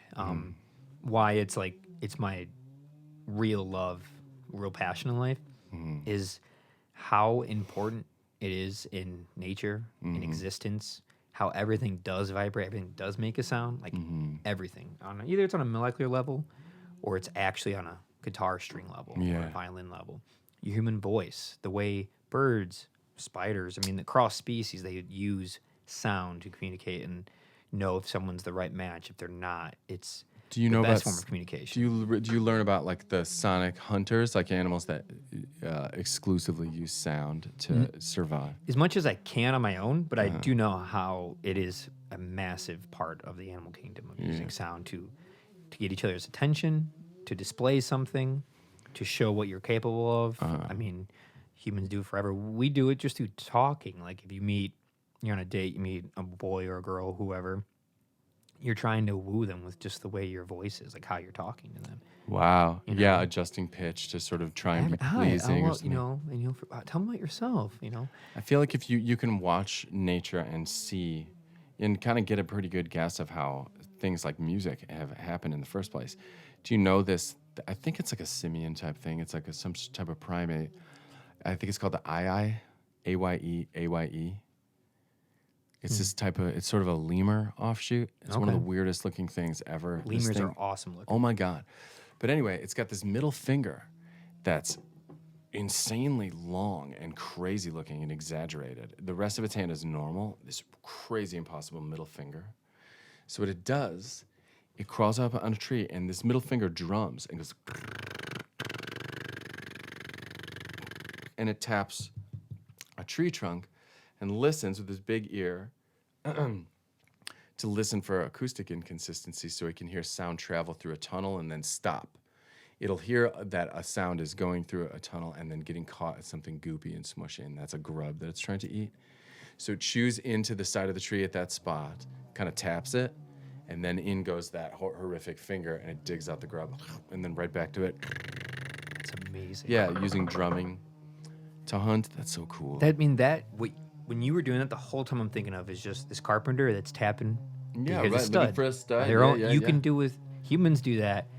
Like our hearing is so much better than we give it credit for. Like we could hear about 8 octaves of sound. I think you can only see about 1 octave of light as far as the wavelength is considered. And it's like our hearing is exquisite. Yeah. And it's still not even that good. I mean, it's really good. And it's still not that good compared to certain animals. Then doesn't it make you think of how, like, music comes from hunting? Like, music comes from, like, the most beautiful stuff that is, like, the opposite of violence kind of comes out of violence or something. I have this idea where this primordial human is stalking this animal. It thinks it's asleep. It's actually dead.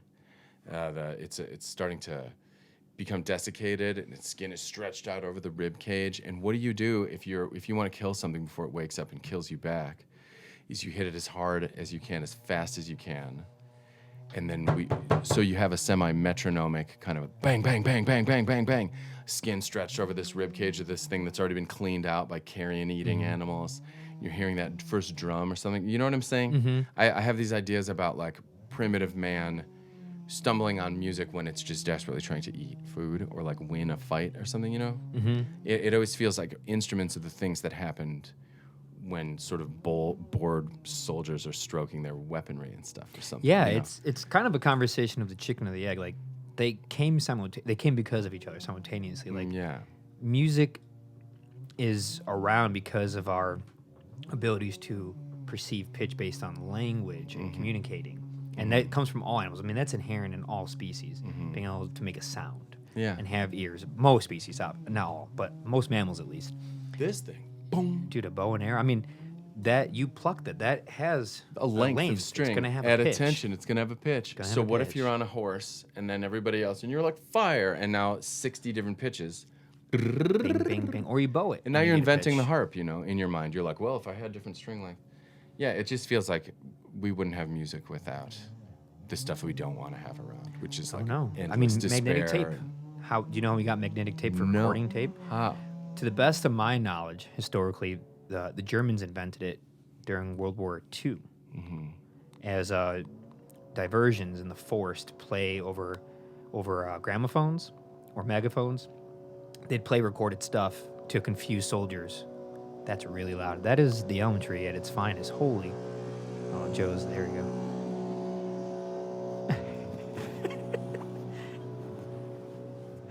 Sounds good. So they would have, they came up with this technology to have recordings in the forest where no one could be by it. And it can confuse soldiers to diverge them, and they could maybe attack from a different angle because someone heard someone talking, so they went to go shoot it, but it was really just a speaker with a tape machine going or something. Cool. That's what I've heard. That's what I've read. But I know war has sadly created significant technologies. I mean, World War II created the first computer. That movie, The Imitation Game. Like, these are real things. It's really sad that you need such destructive things to happen. I mean, nuclear fusion. I don't know. It's at a certain point, it stops feeling sad, and starts feeling like this is how it goes. Yeah, it's. This is like the relativity thing where matter doesn't get you closer. Matter doesn't kind of leave the universe, just transforms into energy and vice versa. Which is interesting because it's like, what is a human being then? Because a human being grows and is created, or any animal grows and creates. So I could see the material on the earth always being the same, like the same amount of water is always here in some way, shape, or form, whether it's vapor, solid, or liquid. But what about like species that I guess we die, so our energy goes back, so I guess then we're there, but another one gets created. So aren't we adding by just constantly creating new animals? Gotta be adding. Or is life kind of a thing crackling out there that these different creatures kind of grow around, and there is some amount of it that hasn't changed at all, no matter who comes and who goes, It's the not knowing. I know. We don't know. We don't know. At the end of the day, we don't have an answer. I mean, you know who might though? Nobody's got an answer. Yeah, nobody. I was gonna fly off the handle and say something insulting to like a giant group of people, and I'm glad I didn't. A generalization? Yeah, a My generalization. favorite. I was just going to attack the notion that maybe some of these people who lean in and like smile and tell children what happens after they die, like might not know what's going on either. Indoctrination. First original sin in my book. To indoctrinate anybody into any system without letting them get their own chance. I mean, we've done it. The prison system is a version of that. Christianity is a version of that. Islam is a version of that.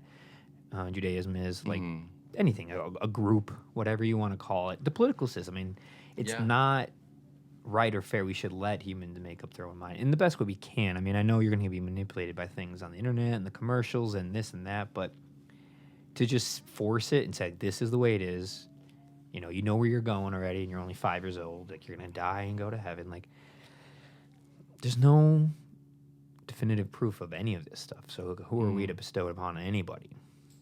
Yeah, but the knee-jerk thing away from just whatever that sort of religion, whatever the Bronze Age kind of Abrahamic religions had anything to do with, it's got to be the opposite of that, I think is weak too. Yeah, no. It's like, because so often this big religion is going to hover over the thing that has been a fundamental in society and then claim it, and then history will show that it is why we have nuclear families or something like that, because Jesus wanted, it's like, no, that was good for us anyway. Yeah. So these people who consider that type of indoctrination to be this kind of criminal act, then going and saying like nuclear families are this puritanical construct and it's all part of the same kind of like colonialist Christian stuff that's been so damaging to the world. Like, I don't believe that. I think I believe in the strength of families, and don't want to see their dissolution at all. And I think religions just claim that they're why things are good all the time. And it's not, just because you've decided the religion is maladapted or something doesn't mean you have to attack all the stuff that it's claimed. You kind of like can't miss that part. You can't miss that they have claimed things that weren't theirs. And now those things fall under their banner when they're not, when they don't belong to them. You know what I mean? Yeah. I mean, no, your morality. You're right. Morality is not, it's innate to people. It's not. I think so too. It's not just because of religion. It's you, Joe, regardless of religion or not. If you're hanging out with your partner, let's say this is pre-marriage thought. We're talking a couple thousand years ago. Just someone you have care for, and you have kids, and you have friends and stuff. In what world would you acting out, such as stealing their things or murdering them or raping them? Yeah. Would anybody like that? Would anybody trust you? Come on, man. We've learned, like, stay away from that guy. Yeah. When you're trying to have a good campfire and you just killed your first elk in 2 weeks and you finally can feed everyone, he's stealing all of it. We don't like that guy. We've learned how to work with people and what works and what doesn't. It's regardless of religion, education, the prison system. If you have a friend or you're acquaintance with someone and they do something sketchy, you know, like, I don't know if that person's probably not going to be doing well for me in my life. And they're kind of harming me, and I kind of need to get away from them. Like, we know that already. They might not even been committing a crime. They might have just been like negative Nancy's all the time. You know, and they're just always putting you down. You're like, I don't want to be around that person anymore. We have this in us. We know what we should and shouldn't be doing. You don't need a law to tell you. You don't need a God to tell you. They have all claimed on it. And the problem, I don't have a problem with religion. I have a problem with the cherry picking of religions. I think it's good to have goals and to have communities and different things you can do together. But the whole, well, you know, if it says this, you got to follow it. It's like, but why are we why? So you're following the Old Testament when it says a man shouldn't lay with a man. But are you following, like, you shouldn't eat, like, crab? Like, why is it that the Jewish people follow that, but you follow, like, I don't understand why you're cherry picking, and it's a really big problem most religions have, and that's where it gets a little blurry. You're like, what do you do with someone that is homosexual, but they want to be a Christian? Because according to Christianity, you can't have that, even though it's 2020 and a lot of people they're okay with it. What do you do with someone who... God, that's got to be crazy. Can you imagine? I do. I know people in my family. I'm not going to talk about the names, but, like, I know it. And they have a hard time with it? I don't know. That's the thing. It's Christianity and it's family, so people are picking and choosing when they are okay with something, when they're not. Yeah. You know, they're not okay with you getting a tattoo or smoking weed or something, but then they'll be okay with this because, like, well, you're a person and I know you, so, like, it's okay that you're a homosexual, which it is okay if someone's a homosexual, but the fact that you have to pick and choose, like, well, they got an abortion, but they were raped, so it's okay. But then they got an abortion and they weren't raped, so it's not good. Or it gets so extreme, they got an abortion, they can't get an abortion even though they're raped. They just give the kid away. It's like, it's complicated. There's no real tried and true answer, because at a certain point, like, what do you do the day before the kid's born? Are they a human yet? Like, I don't have an answer. I'm not a woman, not a doctor. Yeah. I don't know.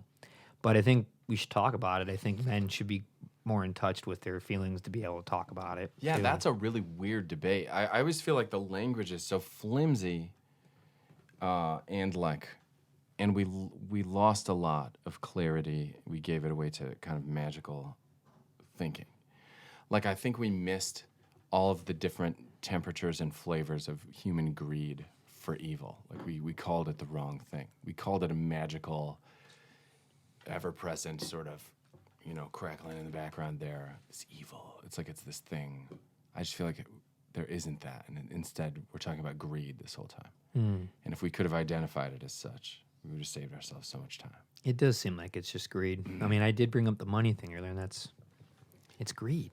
But, like, what do you do with it? What happens? What's the difference between 10 million, 100 million, and a billion? When all you need is, like, your water, your food, some shelter from the elements, some heat from the vent, some air from the vent when it's too hot, electricity. Like, these things aren't that much money. What about, though, you've got all those things, and then your kid is looking like, I'm bored. Yeah. Then what are you going to do? I mean, to do the right thing would be like, well, go. You can't afford to be bored. You have, like, a farm to run right now. Go ahead, kid. You know what I mean? Maybe that's Or the if right thing if to you're do. bored, go, like, find a way to not be bored. Go outside and play. Like, hurt yourself. Yeah, it's interesting. Learn how now. to not be bored. Parents, you have every machine with a screen is telling you that your kid is going to be kidnapped and dismembered the second they hit the sidewalk by themselves. Right. And if you're buying it, and you think that's what's going on out there. You don't the buy world is that. just a mess. No. Good. I mean, I'm not just like, he's got rules on him, you know, and we worry about his safety, and he has to check in. I'm talking about my older child. Yeah. But no, yeah, we don't see the world exactly like that. No. But you've experienced it. Like, you personally went through some weird, crazy stuff. Yeah, You and know went that, places like, I shouldn't have been. but and- you know, like, if you were doing that, there's no way he's doing that. So he's probably fine, like, on his bike, just riding around on the street. You know, and, like, also, how do you learn? Like, how would I know as a human being that I'm not a carpenter, right? I'm not a construction worker. I'm not a carpenter. But how would I ever know that I could build a stage for the fest if I didn't do it? at some point when I was a kid. Yeah. Like, how would I know? How would I know what it feels like to smash your thumb with a hammer? Ugh. You know, like, I don't do that anymore because I did it so much. I learned I don't want to do that ever again. Yeah. You have to do these things. You have to get hurt. You got to fall, like break a bone. Yeah. I don't trust somebody I meet who's never broke a bone. I'm like, what have you been doing with your life? You never broke a bone? I mean, your pinky? You never even smashed it in the door? A nail, go through your Yeah. foot. You gotta have these things happen to you. Something's got to happen to you. Otherwise, like, what is this experience? How do you learn anything with just being nerfed behind foam, padding everywhere in your existence? I think of the jellyfish all the time. All the time. Well, a million times while we've been talking, I went to the bottom of the ocean. Maybe you did that too. But it's just an automatic thing. But just now, the jellyfish, what you're talking about, is a creature that drifts and never has to touch a surface, never develops any kind of rigidity from hitting the wall and taking damage. Is that what makes it just It'll blub? drift. It'll drift. It and makes it's it mush because just- of yeah, that? it's slime. So yeah, you're It's a great saying- metaphor for humans who never learn how to hit anything. Mm-hmm. Yeah, and they don't develop any kind of shell. And so feel permanently unprotected.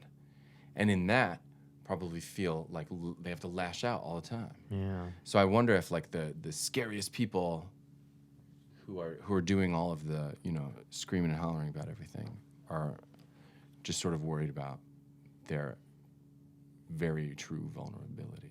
There's no hardness. They could just be swallowed. Mm-hmm.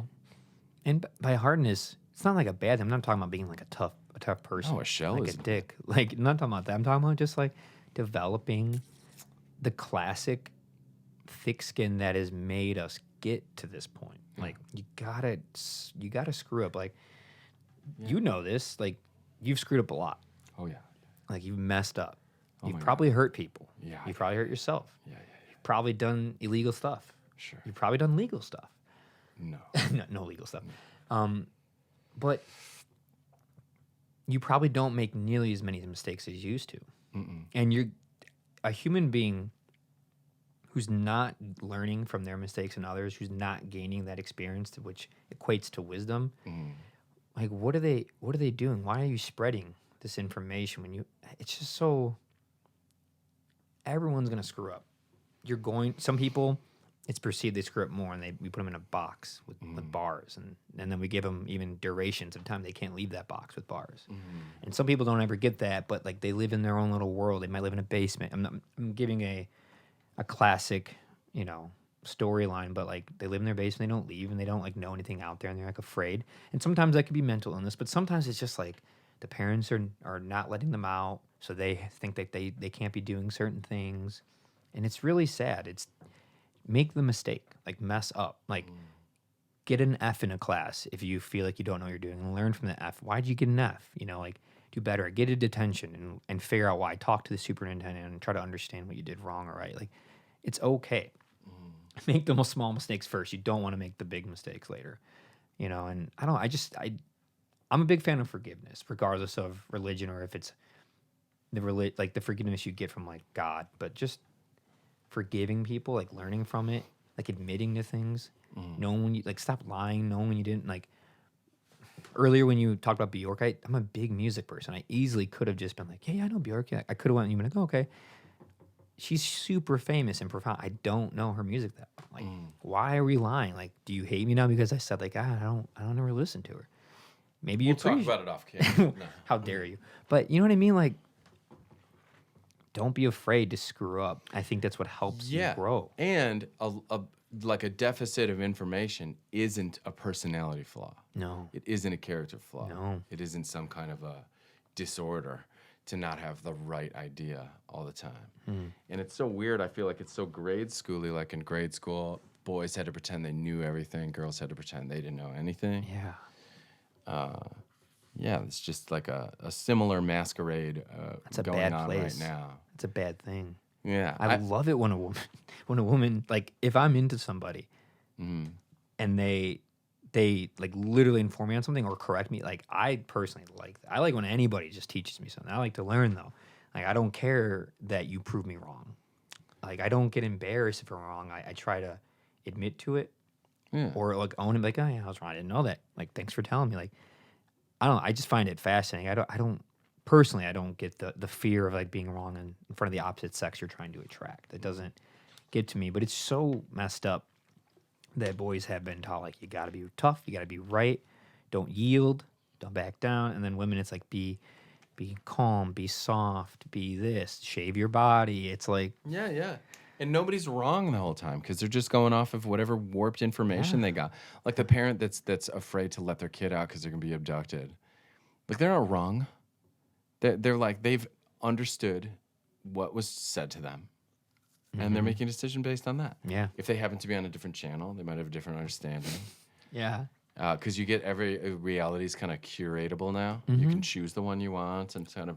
There's nothing more apparent than that. When I was watching the 2020 election from November 3rd, that whole week, I was deliberately going between CNN, Fox News, MSNBC, like the top four. Sure. Not because I like any of them, to be honest, but because I Yeah, wanted to, first of all, see the most obvious thing, the narrative that they're painting for their Yeah. audience. And then second of all, I want to see what they had right, like what they agreed upon as their networks and what they didn't agree upon. And it was pretty messed up, pretty profound. And seeing what language they're actually using to scare everybody, and it just seems like you can really control everybody's money if they're good and afraid, you know. Oh yeah, fear mongering.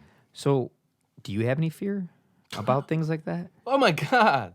Yeah, of course. What do I seem relaxed? I don't know. Well, tell me about it. No, I'm not relaxed. Yeah, I'm afraid, of course. What are you afraid of? So as a person who doesn't really spend much time pretending like they know everything, I don't know everything, and that's scary. There's like an uncertainty out there. You don't know which way things are gonna go. You've invested a bunch of time and, into a certain thing, and every now and then there's a giant asteroid headed in with a very different idea about what you're gonna do later that day. You know what I mean? Right. So you just never know, and I worry about that stuff. That's like if my gastrointestinal health starts wavering, my mind just starts attacking me, because recently I contracted, I think, E. coli from eating human shit. Really? Not on purpose. Who's irresponsibly irrigated local produce, I'm thinking. Oh, okay. Or I have a 2-year-old daughter. So sometimes you have to. How long does E. coli? I don't know anything about E. coli. So. I mean, I self-diagnosed using the Chinese body clock. Got it. But I think I was right. Okay. And so does this one doctor. One out of only one doctor that I asked agrees. But so it was weird. I don't eat all throughout the day. I had bad habits, a bad habit. And then I get home at night and I'm really, really hungry. My wife makes these enchiladas, vegetable enchiladas. I eat them down. They have all this corrupted vegetable strain in there, and I eat it. And then it takes over my life. Normally you get food poisoning and it's all about just moisture evacuation, we'll say. Podcast? You guys okay with that? All of the water in your body fights to get out of you. Okay. This did not happen this time. So I couldn't understand that it was food poisoning for days because it just attacked my mind. I didn't even feel very uncomfortable there. Maybe I felt like I drank too much coffee. I was burned down there or something. But my guts, it wasn't so bad. It was just my head. And when I'm laying there, all this anxiety, I wasn't even super familiar with the term. I had no personal relationship with it. I'm aware that all these people are taking these pills to fight their anxiety, or they can't come to this or that because of their anxiety. And I was just always like, all right. But now I finally know. Do you think you have an anxiety, or do you I don't think I have an anxiety disorder, No. but I think that when that food poisoning stuff was going on, I had a little vacation in one. And I have got just mountain ranges of sympathy for these people that are actually afflicted with it, daily basis stuff. That is just hell on earth. Real anxiety. Real anxiety comes to Yeah. mind. Yeah, the things where people can't square reality, just daily basis, they fight against it. Or they can't even leave a room. Oh God, man. Yeah. No, I sadly have become more aware of that just through talking, meeting more people, having people open up to me more about it, and seeing it oh, that's what that is. Yeah. I don't have that problem. I think the biggest anxiety I might have is just feeling like I can't relate to anybody, but not I could hang out with a bunch of people. I can hang out. I can hang out with you. I can hang out. I can go to a show. I cannot. I could have a fest. I cannot. That's none of that brings me anxiety. It's can I relate to anybody? That's the only thing that brings me anxiety. That's the thing that got me the most when I was younger. That's the one thing. Yeah, just because I never really could relate to anybody when I was a kid. Personally, I don't know how the world was perceiving me, but how I perceived the world was I was just doing weird stuff, and like I was the only one ever doing the weird stuff, and no one would ever talk to me about the weird stuff that I like to do, and still do, to be honest. And it's just kind of like I don't know what it is, but it's who I am. Yeah. Yeah, I don't know. It's always been the hardest thing I've dealt with personally. Wow. Yeah. I mean, kids, you're asking, well, what are the fears? If Children. you have kids, you should have tons of fears. Yeah, that's why. Because you don't know what the world's going to do to them. No. Yeah. There's only so much. You can do everything right. You don't know what others are going to do to them. You know? Or how they're going to interface with others. And You not could do know. everything right, but you don't. You don't. You just don't do everything right. I've not been an everything right parent, for sure. No parent is. Just, again, no one's perfect. Like, my mom and dad will always... My one sibling will be like, you did this, this, and that. And then I'll be like, no, you guys... I met a lot of my friends' parents. I'm like, you guys are great. Like, Yeah. like compared to what I've seen or heard from people, like, you guys were there. There was no drugs in our life, no alcohol. You didn't fight. No abuse. Yeah, you were man. married. You showed a good example of a relationship. Like, what can you ask? What more? You let us play and hang out and do crazy stuff here all the time. Like, what more could you ask for? Even the mistakes, though. Like my mom, I just lost her 2 years ago. Do you know about that? Right. Yeah, I remember you mentioning it, briefly. That's like one of the only things I'll DZ go Fest, to you social mentioned media it for. briefly. Oh, I played that song about her. Yeah. That was crazy. Yeah. That's like, you don't want to wish that on anybody. Like, not your enemy. 6 months it took her to go through that thing. We could only sorry to hear communicate by that. blinking and stuff. It was so rough. But you really come to terms with how good of a parent you have. Like, she's got a lot of mistakes and like a lot of friction between us growing up and a lot of things she felt bad about, a situation she was putting me in, as this little kid and stuff. But yeah, I've never been mad at her one time, like in that entire time. All her mistakes, like, Why is that? so, oh man, because you could see her feeling around in the dark like the rest of us, just trying to find the switch, you know what I mean? And it was like so clear even then. I felt like I kind of had this peer. It wasn't one of those situations where, oh, my mom's my best friend, she buys me weed or something. Well, I'll take that back. She did buy me cigarettes like way too early. Because I would you could tell that if, I was pretty sensitive to nicotine addiction. And like, you know what nicotine fits are? You never did any of this I never smoked, no. Nicotine fits were rough, man. Like, you would throw a car into the sun if it was bad enough. It would just get so fucking angry. It's a hard one. And so she would have this kind of killing me with kindness thing a little bit, to alleviate the discomfort. And because of her guilt at what I'd been put through, oh, this kid deserves some simple pleasure in life. I'll get him a pack of cigarettes. And those were bad choices. Did you ever ask her about that? Like, hey, how old were you when she bought you cigarettes? Way too young, 13, 14. Did you ever ask her, like, 15. Mom, why'd you buy Of course, 13-year-old of course, cigarettes? Of course. Yeah, but no, I didn't. We didn't have we didn't have those conversations. We were like, yeah, that was all unspoken. It was, I knew why. I knew why. Because of guilt and because I was very uncomfortable. And there's so few pleasures in life and blah, blah, blah. She was trying to do anything to, like, bring peace. Yeah. Even keel on things. Yeah. Man, I don't think you learn anything better than talking to your parents or talking to your kids. Like, I think probably the best thing you can do is just to, like, talk to your parents, talk to kids. Like, who better to learn from? Who better to be honest with than the people who made you or the kid you made? It's at least that's what I've gotten out of my relationship with my parents lately. Just being way more open and just, it's like I don't live with them. I'm 31.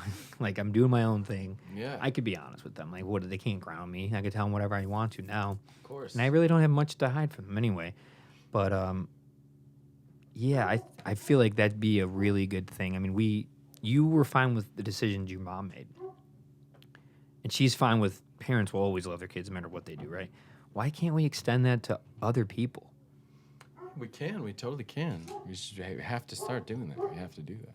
I mean, you started a long time ago. Mm-hmm. And it's automatic now. It's easy. Like, I can tell you that it does turn on. There is, like, part of your nature that will allow for this, like, everybody that sits in front of you is this kind of thing you got to solve or something. Like, you have to figure out how to like them, you know, or you maybe love them, or figure out why they're not to just be counteracted or something. You know what I mean? I feel like it's like a personal failure if I can't figure out how to cooperate with whoever. You know what I mean? Whatever their ideas are. And I'll have some people come in there with like weird ideas, you know? Yeah. Like little Unabomber in training kind of a thing. And then, you know, but if you meet them sincerely and like really hear them out, and like you don't attack them, you don't try and get them at any point or pwn them or something. You just get them to verbalize all of these things. Most of the time, you know, it's entirely private, and these ideas that they have and these manifestos that they're composing are just marbling around in their brain, and they don't ever have to be tasked to finish a sentence or a paragraph exactly. But it's similar to how it works in therapy. You've got this crazy disparate idea bouncing around, but when you have to verbalize it and get it to the point where another human being is going to understand it and you like hear yourself, like that's the whole crux of therapy, I think, at least in my experience. You've done it before? Yeah, as I would, you know, you do all the talking really, and like there, I almost had no guidance the last sessions I was in years ago, and I would just be hearing myself describe my problem, and I would be talking about the solution the entire time, kind of. Or some evidence would become obvious, and I would be able to drive home and like, oh, I guess I didn't think of it that way. Did that become helpful? Yeah, sort of, yeah. Yeah. Do from your experience in the jail system, do they get a lot of therapy? The inmates? No, I don't think so. No, there was like some counseling and stuff I was aware of, and it's extremely religious, I think. So they get a thing that definitely behaves like therapy, like a group and nurturing and fellowship. The good things that religion can do, it does. And then, but there's an but agenda. then it leaves them off somewhere. Yeah, and you can't. Tied to it. Why can't you help someone for just helping them? And why do you have to kind of invest? I don't know. I don't like to play along in other people's kind of like fantasy stuff. Yeah, and I just really resent that you kind of have to do an in or out thing. But you don't also. There's a bunch of people who describe themselves as being super devout religious people who like don't care at all that you don't have a deity or whatever, you know. Like they mean what they say when they want to help everybody. But they're not pushy. They want to, yeah, it's true. And the way that religion hovers over things and claims it, like similarly, this was this good person who wanted to be of service, who wanted to use their energy to like help whoever was in more jeopardy than them. And that person, you know, figured out how to kind of work those muscles, go to professional level, but to do it, they had to get to be a part of a church and sort of have it become a mission instead of just this thing they do. Yeah, I don't know though. I think like I think other people should take on that problem and wonder about how they might cooperate with the uncooperatable. You know, how you gonna be on a team with this person who thinks so differently than you do. You're on a team with them. You are. It's like you don't even have to worry about what would it be like, because it's like that. It is it. And I think the only way to...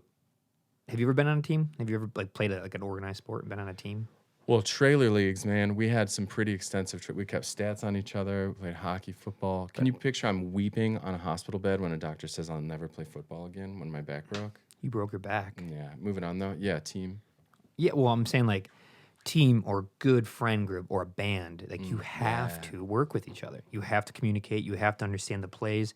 And and I know you know this, when you play with a musician long enough, just like if you play on a team with someone long enough, I had this with my brother because we played sports our whole life together, especially backyard stuff. We would never really be on each other's teams out of wanting to face each other, and also because we knew that everyone knew like if we were together, we were really good because we played together so much. We knew how to do. We didn't have to talk to each other. We knew how to do the right route if he's quarterback and I'm wide receiver. Yeah. We know how to do the right play if I'm playing basketball and he's down low. Like all these things mattered. Same thing happens in band. Like I could play with my bandmate Vinny, who I've been playing music for 12 years with, and we don't even have to practice. Like as soon as we play, like he knows when I'm going to stop. He knows where I'm going with this lead and that, and I know what he's going to do and how he's going to time his fills. Yeah. And the best way to face it is just to do it, just to like learn how to deal with. My brother might not have had the best way of doing it, but I just knew how he'd get to that point. And Vinny might not be the exact same style I always wanted, but I knew how to work with him. And like You have to do it with the fellow neighbors, Yeah. friends, family, Americans, city. It doesn't matter. Like the planet, people. Like there's other people in other countries going through X, Y, and Z. Yeah. You can't be xenophobic and just be like, no, because they're Muslim, I must feel this way. Because they believe in something else, they must be that. Mm-hmm. It doesn't work. It doesn't help. In your band and in like a marriage, it's easy to try and like listen close and figure out where the evidence of your chemistry kind of shows up. Mm-hmm. But I think it's really terribly difficult to do that with like an opponent. It is. It's the hardest. But we have to do that. You have to. Well, it's not going to go away. Like, why would it just be like, it's good now, we got a new president, Biden. It's like, why would it go away? Mm-hmm. It's not going anywhere. There's still 70 million people who wanted it one way. Yeah. You know, and 80 million who wanted it Oh, you talk another. about this election? Just in general. I'm being vague about it because it's obnoxious. This election was a nightmare. It was a nightmare. I want to go on the record as saying I'm super happy about the result. I love the way you said that. Great result. It's, I mean, either way it was going to go, I was going to have to... Yeah, I mean, when you go out and you pick up a guitar and you strum it, or you go out and you go for a walk, or you go out and you see a tree, or you see a fire, nothing's changed. Nothing ever has changed. Or the Jersey Shore, season 2. Jersey Shore. But like, the fire's still gonna burn. The G-string's still gonna make a sound, and it's gonna still ring out. You know, the tree's still gonna grow and die. Like nothing's like we are so finite in this moment. Why are we killing each other over this? Like it's going to come and go, and we will be dead in the ground, and it's gonna keep happening, perpetuating. Most important thing is that occasionally you're right on the internet in an argument. So as long as you know that, everything's gonna be fine. Yeah, and what does that even amount to? Like, what award do you get for one-upping someone in a comment? Like, dude, I'm thinking like, what the way that a terrible cataclysmic thing will happen, maybe in a war or whatever, and then we'll wonder at all the books we didn't get to read. Like similar with Facebook and stuff. All these people are like they're flexing that muscle, and it's just getting all this beautiful writing on there. You could be writing a great novel. Yeah. Great book. There's like amazing writing on there and amazing amounts of energy. Like doctors are formed and destroyed in the comment sections on some of these things. And like, yeah, but then you wonder, is it not tragic? Is it the opposite? Are they saving us from a bunch of books we didn't need? I don't know, but it's definitely a reflection on something. I mean, like I used to have the Facebook or the YouTube comments allowed, so I'd get an email because I didn't get that many. So I'd get an email on DZ Records. I'd get an email once in a while, and it would show me who left a comment. But then the more videos I'd have, the more views, the more popularity, the comments once in a while get a little meaner, and eventually it would just be like, vocals suck, bass sucks, drummer's off time, this blows. Just some random avatar person. You're just like, what was the point of that? Like, no one's going to see that. You're the only comment on this video. What was the actual point of that? Jeez. Are you okay? Like, are you taking you're clearly taking something out on nothing because this is affecting nobody. But why are you even doing it? Like, why are you just mad, just blaming, saying things suck, saying nothing's good? Like, why is it? Why is it really? Is it the dopamine hit? I think it's people projecting their frustration, anger, sadness, insecurity. They feel inadequate, and that's how you get out at it. I mean, it's the same thing with the evil. Well, when you were talking about it earlier, it's like you drink some alcohol and you get mad. Like, why is that? What is the alcohol? I drink alcohol and get mad. I know plenty of people who drink and don't get mad. But like, why is it that there are people who drink and they get mad? It's hard to be around. I mean, it's not every time. It's not every time. But there, yeah. If you've got, I've got even this the risk. Like why even the small chance of it happening? Like, what is it that's doing that? What are you not facing? One more time. I'm gonna keep talking while he uses the restroom. There he goes. We'll continue this conversation in about 30 seconds. I'm gonna see if Ella, the artist, never got back to me about that, but I don't think she did.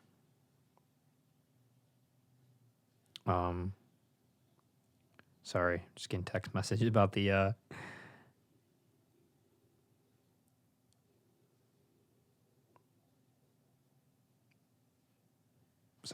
text message about what to do with the wood, but I was in a conversation, so I kind of left it all behind. Oh well. The world will never know. Just have a fun, awkward silence. Oh, don't expect much. All right. So the Instagram that Ella has for her artwork, the artist who made this amazing Sharpie, black and white Sharpie drawing, painting. It's kind of hard to describe what it is. It's really amazing, extremely detailed, and just so, I don't know, very calming to look at. I just love finding new things in it, new shapes every time, and it doesn't have a distinctive agenda other than I think getting you to just look at patterns and understanding. Again, my favorite, the in-between of things. You kind of see the importance of the lines in between things. And it's called Don't Expect Much Artist. That is her. Wow. That is her Instagram, Don't Expect Much. Really great artist. Check out Ella's Instagram to find Don't Expect Much art. And I think she'll do commissions and whatnot. Or you can maybe purchase her artwork. Hit her up. And it seems like that was relaxing to do, doesn't it? I watched her do it, and it was relaxing to watch. She would she'd sit on the patio outside in the summer a lot of the time, and she would just make these crazy things, and I always loved it. This was hanging up here for a bit, and I always was just like, this is such a unique way of making art, like just a sheet of cardboard and a Sharpie, like 2 Sharpies, and just drawing these really specific things over in different places, and the patterns just go, and kind of really nothing repeats itself, which is my favorite part about it. It just keeps going. Yeah, it sort of reminds me of that, the internet dreaming stuff. You know what I'm talking about? Mm-mm. Where you feed things into. It was going on for a while. I don't really know what I'm talking about, but it would you would feed a bunch of information into a computer, and it would sort of dream of it. People are gonna know. You know what I'm talking about. But I love this idea that if you buy something like this from one of these artists, you're like, she's gonna make another one if you do that. If someone buys that from her, she's gonna make some more like it, and it's like you're almost paying her to like be really good to herself and to do that incredibly therapeutic and relaxing thing of making these really ornate, things like this. Yeah, I like this idea. It's sort of like you'll ensure that she heals from whatever has damaged her if you can just buy that thing. I don't know if that's for sale. I think that's a demonstration of Everything's for sale, bad. You're right. Everything does have a price. Hey, at Michael Jordan, the restaurant, the hat. What's your price? How would people buy you? That's just it. I'm free. Apparently, we both are free. Mm-hmm. If we want to, next time you have me on at that same night, I'll take you to Michael Jordan's The Restaurant and get you one of these Michael Jordan, The Restaurant, the hat. You hear that, All people? I had to do to get it was like be visibly about to cry the entire time I was in the building. And then staff came over and they were like, "Mister, you're going to need this." And they like gave it to me. What do you mean? They even took me into a special room with like unpublished Jordan photos. I'll start crying right now. Seriously? Michael Jordan, man. Talk about fear. Like, to me, like, he's this basketball superstar, but to me, he's this like fear superstar. He's like a fear virtuoso. He is a fascinating person. Like the amount of fear trapped in that human being, like, enabled him to do all that crazy stuff. To do everything to avoid it. Like, everything. The temperature of fear. And seeing on his face, he always, like, to me, he would seem like he was always about to sort of tip over the edge and just lose it emotionally somehow. You know what I mean? Mm-hmm. So high octane that way. But it wasn't even necessarily like, I sure love watching basketball. It was, I'm a little kid and I'm, everyone's talking about this icon in this sport of some type. I was really more interested in skateboarding and music and like hockey. Mm-hmm. So it wasn't basketball, but it was Michael Jordan. Yeah. No, his name transcended a sport, Yeah. It was more than that. He like changed Earth. Everything. Yeah. Like sales, shoes, Absolutely. Fashion, style, commercials, like the sport itself, all sports, money, like made sports significantly more profitable because of him. Yeah. Did you watch that movie that came out recently about the Bulls? It was awesome. The documentary? Yeah. Yeah, the last Dance. Unbelievable. I watched it as it came out each Sunday, the 2 hours. I love the unfiltered, unedited, mature rating version because that was like what life is, and the bleeping stuff is just annoying. But it was amazing to watch. Very cool. It's just hearing Scottie Pippen was the greatest thing too. Like how deep his voice got. Mm-hmm. And now my daughter does like a Scottie Pippen impression. I guess both of us do it. Michael Jordan, Michael Jordan, Michael Jordan. You kind of have to inhale to do it. Well, sometimes Michael Jordan is United Center, and the other times Michael Jordan will be down there. And now this little 2-year-old, Michael Jordan, and I have to be like, no, don't do the. Is your 2-year-old's first words or Michael Jordan? Michael Jordan. What were your first words? Sometime it'd be Michael Jordan. My actual first words? Yeah. I have a little cassette tape of me mispronouncing the lyrics to Tiny Bubbles and making it boobies instead. That's amazing. That wasn't my first word, though. And guess what was, according to my mom, who has left the planet and cannot corroborate this? I have no idea. There was a chemical called potassium cyanide. No way. That was being used, and they were talking about it on the news all the time. I'm not telling you my first words are potassium cyanide, but I'm telling you, my mom told me my first sound that I made that sounded like words was some very childish approximation of potassium cyanide. Wow. Because someone was killing people with it. They were like injecting it into over-the-counter headache pills, and it was killing people in the early 80s. Mm-hmm.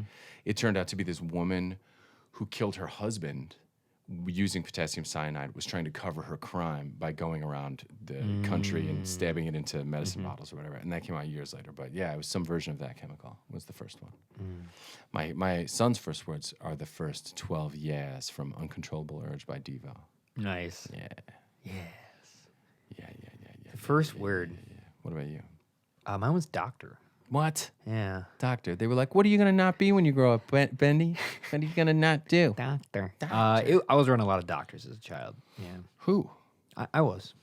You were around them? I was around a lot. I had a very significant major surgery when I was 9 months old. What? Yeah. What surgery? Plagiocephaly reconstructive head surgery. Yeah. It was 1990, September, so it's been 30 years, September 1990. Long story short, soft spots on the head close up too early. There's a lot of soft spots on your head for when you come out of the womb. That's how we're designed. Mine closed up too soon. Brain was getting squished. Mm-hmm. So doctors had to... my mom noticed I would like tilt my head when I'd watch TV. I guess that was like relieving the pressure or something. So brought me in. Turned out I needed to have this major surgery where they I have the scar to show it and the dents in the metal, and they cut my from ear to ear, peeled my face down. Whoa. Yeah, it was pretty wild. I was 9 months old, so I don't remember any of it, obviously, but the videos, the pictures, and the stories I've heard my whole life, and they were being reminded by my scar, my dents, and my asymmetrical head, my misshaped face, my messed up eyes, all that fun stuff. I'm glad you have all that because I've never seen a word of it. You're just this beautiful man all the time, the whole time. I think I hid behind the long hair and a beard for quite some time, and the clothes. I think, in hindsight, I think I realized why I would. I was forced to act goofy because I was like, I made fun. I had a patch. I wore a pirate patch for 5 years, bifocals, just the whole 9 yards of being goofy. But they peeled my head down, my face, put this metal here. I have metal through my jaw here and in my head. I have some plates and screws. They had to reconfigure the skull. It was like a 14-hour surgery, big ordeal. Put it back together with like 300 stitches and 100 staples. Didn't really know if I'd see again, if I'd turn out okay, what would happen. Face was swollen. Eyes were swollen shut for about a week. And then, yeah, slowly recovered. And they didn't know it'd be long-term damage. It was kind of a newer surgery for that problem at the time. So I would get a lot of tests, go to different universities, crazy tests. I'd be in the special part of the unit of the hospital where kids have, their heads are attached to it together, or they're born without an arm, like wild stuff. Put me in these rooms, flash lights at me, do crazy sound stuff, do IQ tests, like the whole thing to make sure like it went well. They wanted to see what kind of damage might have happened.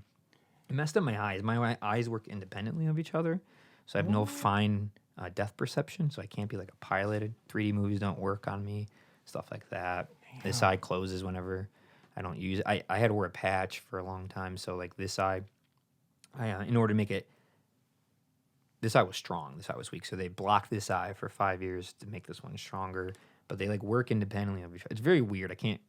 I noticed the whole time you've been tilted in a way where like this eye's close and that one's further away, but I thought maybe you just knew some kind of trick about how to sit. When I noticed it, it made me go like that. Yeah, I noticed you started leaning more, and I was like, I Yeah. kind of lean more towards the lens, Yeah. but no, it was a big ordeal, but like I don't know, I lived with it my whole life. The scar, always had short hair, kids asking questions, made fun of. My mom would kind of baby me and let me do what I wanted to do because they always were in fear like I was gonna die. There you go. So they were like, you know, Yes, be simple yourself, pleasures. There's so few pleasures in this cruel life. So let's let Ben have fun. have And fun. I don't know, I just kind of leaned into it, but I was babied a lot because of it, and that kind of fed into like getting made fun of, like being like kind of like a whiny baby, scars, patches, goofy. Throwing, I know you probably couldn't understand this, like 2-3 generation hand-me-downs just from like, so you just outdated looking and then you throw it on there and yours. But I developed thick skin, got made fun of a lot. Yeah. But it's okay. I'm fine now. And yeah, I think about right around 10, 12, stopped going to the doctors. I think by puberty, like everything was fine. They're like, all right, he's good. Whoa. Surgery worked out. Still have the dents. My skull moves. I could shift it around here. These dents are huge. Ooh. Scar's not going anywhere. You can click and clack your skull around. Yeah, and I have metal. I look like the Terminator if you take an X-ray of my face. It's pretty sweet. Well, that's my religion, is the Terminator and RoboCop put together. Yeah. Man, Terminator is such an awesome movie. It's perfect. Both of them. I'm glad you know that there are only two. Well, the other ones don't. They're not real. There are Just, two. There's Yeah. Terminator There are 1 two. from 1984, and there's Terminator 2 Judgment Day from 1991. Like, that's it. Well, aliens. Alien and Aliens. Aliens. Aliens. I Alien, think is one of the most. 79. I know it's like they knew that the sort of Vietnam era was going to have the money, the buying money to pay for the movie. So everything is made out of kind of Vietnam era helicopters or whatever. But I think it's one of the most powerful like motherhood movies. It's The about first one? motherhood. No. The second one. Yeah. Yeah. Like it, maybe they didn't mean for it to be, but to me, it's the most powerful thing about it. Is like Ellen Ripley and the Queen, these two mothers, these two ferocious mothers. Ellen Ripley removed from her offspring, you know, and has a new to take care of and stuff, and them fighting each other. Yeah, I don't know. I've always like kind of laid on aliens like some lizard on a rock, and I'm just trying to leach out nutrition from it, and I just keep getting nutrition from it. I love it. Must be a James Cameron thing, because we're specifically only talking about James Cameron movies. Yeah, but now that you mention it, Ridley Scott having so much to do with it, and now I'm, you know, it was pretty recent that I realized he just switched the D to a P to name Ripley, and now it makes me upset that Ripley's named after him. I didn't know that. Yeah, maybe it's not true. Maybe it was an accident, but maybe he's so up his own ass that he does accidents like that. You know what I mean? Yeah, that happens. Like a single letter will have to switch, and it'll be like, oh, I guess it was me all along. Me, I'm the best. Maybe that's dumb. But that's the thing. Like America and other Americas, I haven't felt good about anything I've said today. No, this was great. I mean, it's 2:08. Yeah. I think we've been speaking for about 3 hours and almost 40 minutes. So you're going to chop it up. You're not putting the whole thing, though. There's nothing to chop. What are we chopping? Ben. No one said anything bad. I mean, if we did, who cares? Freedom of speech. Whoa. Don't hide. That's how things go bad when you hide, when you start Maybe censoring you're stuff. right. Some people are very concerned about that. Yeah, well, they need to go read some history books. What do you mean? Who? Anybody who's against people speaking their minds. We're not saying anything bad. We're just talking. But the worst thing you could do, I think, is just launch that at everybody. It's this weird cop-out. You need to educate yourself. It's like you need to go and like acquire my biases. No, is if what we're you're not saying anything bad, Mhm. which I don't think we really did at all, to be honest. Not like usual. I try not to say anything bad to begin Yeah, with. come on. Like I just try not to. Then anybody who might have something to say, it might just be they might have misunderstood something, or if they just want to censor speech, then you should probably learn like you can't censor speech. It doesn't work well. It doesn't go over well. I'm all about that. I think you like always going back to nature. Like when this started bubbling up, and a certain generation became more adept at Facebook, and the next thing you know, we were just swimming in like Obama's gonna, all at once. It seemed like that this generation jumped on and started just changing the way that social media was working, and sort of helped turn it into this weird, bizarre, like political cannibal thing that's going on now. But I remember taking some comfort in the idea that at least the poison frogs are brightly colored. At least, since everyone is hanging on to their right to say whatever they want, and they're going to actually portray themselves accurately, at least we know who's who now. You know, like I want them to be brightly colored before I eat those things. Yeah. What I think opponents of free speech want eventually is just gray frogs, universal gray frogs. Some are poison, some aren't. You're never going to really know until you've long after you swallow the thing. You only know if you know, like, if you can see the colors because they are talking. Like you can you can hear a mad person, like literally mad, like say something like, "Man, don't agree with that. That's probably not right." But without that person being able to say what they want, who's to say you can't say whatever you want, or you can say whatever you want? You kind of, it's dangerous, but people know. We inherently know when someone's not right, someone's really bad. We can hear. We know. We just know. It's like we were talking about earlier. You don't need a book to tell you that. Like, if someone's saying something that's bad, these people suck. I don't like these types of people. Women this, black men that. Like, I think we get it. We know, like, I'm not going to support that guy. I'm not going to listen to that guy. I don't want to give that money to their platform. Yeah. You know, it's like Yeah, you said, you know need what kind those of color frog it frogs. is. You know what kind of frog. You need it. Yeah. I guess we can end on that, huh? Frogs. Frogs. Man, there's so much more I wanted to talk about. We'll definitely have to do this again soon. We can go for a bit. Yeah, we'll see. We'll see. We'll see what the internet trolls say about this to you. They're going to come after my Michael Jordan, the restaurant, the hat. They're going to be like, oh, capitalist. Oh, yeah, and I own a business, too. How dare you? I'm like capitalist superclass. You're talking to a brand name microphone with a brand name headset. Listen, people. So what? I've got like, maybe I'm worshiping Michael Jordan a little too hard. You might be right about that. Maybe forcing all the members of my family to read For the Love of the Game a couple times every year is wrong. Maybe I shouldn't have been doing that this whole time.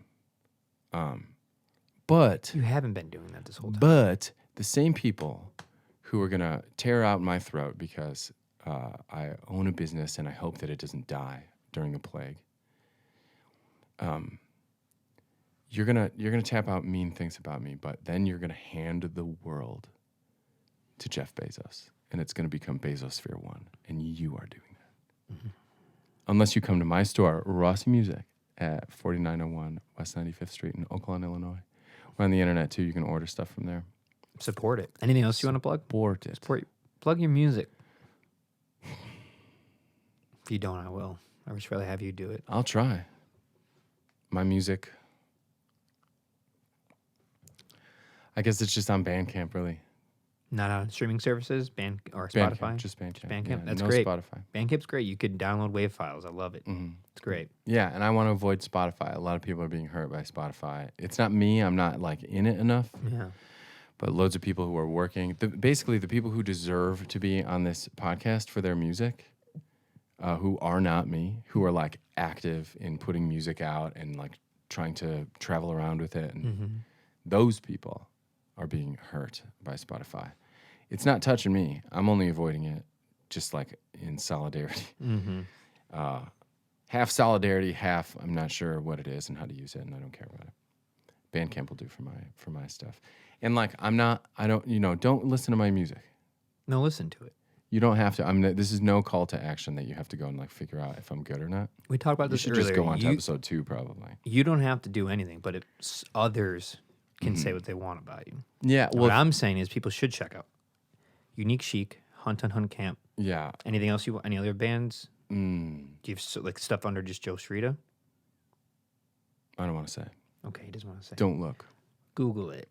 Yeah, but the people I play with are the greatest. So if you notice that I'm on something and you don't know the artist, you should definitely listen to that because it's going to be good. Yeah. Like everybody I've worked with I don't know. There's nothing I'm embarrassed about. Even embarrassing stuff I'm not embarrassed about. Like I'm in this one band with this like 7 foot tall, super Republican Christian dentist guy. He's great. Yeah. He's like so ambitious and no one in the band can play well. And they do these like super ambitious, like 4-hour long sets. they just hired me on as an emergency, but I decided to stick around because I would just love the drummer. Me and Tony are best buds. He's my drummer now. Nice. For Hunt Camp. Awesome. That's where I found him. Can't wait to have you guys play here. Maybe I can have Ken come and be on your podcast, and he'll barrel in through that door, and he'll be like, family values, Marco Rubio, dentist, I'm a dentist, blah, blah, blah, blah. And he's got all these verbal crutches and stuff. He's fascinating. And like, he couldn't be from further away from my world. Mm-hmm. And it just felt like exactly the place to be. Yeah, I was really trying to play with people and be in situations that were like not familiar to me. Isn't it the best though? Absolutely the best. Yeah. And that's why you don't see me very much.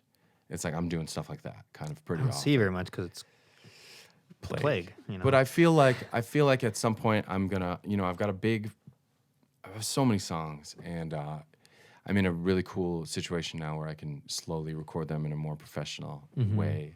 So you can expect to hear something coming up pretty soon. That's amazing. Yeah, some singles are gonna be coming out. Push Mongo's coming out. Get ready. Don't let those skate rap I swore on that. You didn't swear much this podcast. I swore on the song though. I'm saying the podcast though. The podcast itself? Yeah. I didn't even swear, did I? Not really, no. Are you a big swearer? Yeah, I like it a lot. Yeah, you like it a lot? Mm-hmm. I think you're editing yourself a little less if swears are flying, but maybe I'm wrong. Maybe if you're not from swearing like you, Yeah, I'm not. you're editing yourself to include swears, and then it's this whole other thing. You don't want to do that. They don't come naturally to me. I I go to other places first. I just use other words. I don't know. I can't explain it. It's like when people speak a second or third language, sometimes they might be thinking in English, but they have to like translate it, or vice versa. They might be thinking in that language, and they have to like. It happens with language, with like English language. Even though I speak only English, the words I choose to use to describe something, I have to like. I don't have to think about it if I'm not swearing. Everything comes out because I didn't swear for so long that now it's not natural to do it. Whoa. When I stub my toe, I just go, ah. Whoa. You know? It's just what you do. I almost have to try to swear. I have to like deliberately do it because I don't think about it. It's weird. It's so much about swearing is really weird because it runs counter to a lot of the things that people are bringing up nowadays. Like we're trying to adjust language everywhere we can and remove offense from language when we can. And I feel like swearing is like the last bastion of some really, truly bad imagery and stuff. Like, I don't want to, we don't have to go into it now. Let's save that for the next time I'm here. We'll just talk about swears. Next time you're here, I want to talk more about music stuff too. That'd be cool. I wondered if we would. I wondered what we would talk about. I was really nervous about this. I didn't like it. I still don't like it, and I don't think it went well. And it hurt basically the whole time. You don't trust me yet? It's not about that. When have I let you down? It's me, Ben. I get that. Whatever. I didn't say. But I know that you. wasn't worthwhile. I know how to lasso you. I got you. But I mean, did he last something? Like, do you think? Because I don't think I said anything that was You're here for nearly interesting. 4 hours. I think I lassoed you.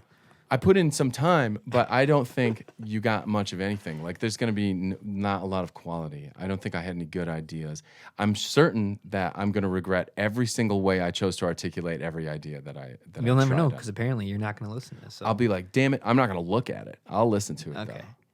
It's fine. It was great. I learned a lot. You had a lot of great things to say. I think people will walk away from listening to this learning something, especially about the in-between stuff we talked about, the little things. It's like one of my favorite things about listening to a podcast is when it's some famous actors on.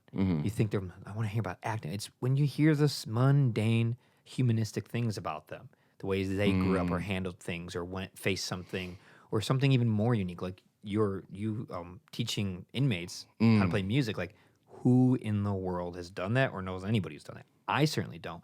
I know a lot of musicians. You're the only one I know that's ever done that. Maybe there's more, but you're the one I know who's done that. That is a fascinating story that people need to talk more about mental health in the prison system because it's not good. And we did that, and I think it's things like that are important. It went by quickly for you, but those are important things. Yeah, so the feeling I have at the end of this is like I left out important things. We have another time. And then I didn't no rules, no bosses. portray anything accurate. Yeah, I just feel like Dude, come back in a month or two. Like, we literally can do this whenever. Guys, I blew it. He blew it. I blew episode 1. You know who did blow episode 1? Who? George Lucas. Oh, whoa. Star Wars? I don't understand that world. All I know is I like the throat in the desert. The throat in the ground in the desert is the one I like. That's Return of the Jedi. Yeah. Before they CG'd more stuff in it, forget that. Boba Fett. In closing, Joe, thank you for coming. Thank you you for trusting me enough to rant with me for 3 hours and 50 minutes. I didn't trust you at this. I didn't have any faith this was going to go well. I knew it would. When I first pondered on this idea, you were literally the only person I thought of for the first case. Like, no one else came close. I was like, it's Joe. Can you believe that? Like how short that falls for your entertainment dollar? And who's walking away from this? Who's standing and then going to walk away from this? Like, what do you mean, like, walk? Like, The people who walk away from this, who we've taught things. yeah, No one learned anything from today, from me and you. it did. Maybe from you a little bit. No, from you. From me.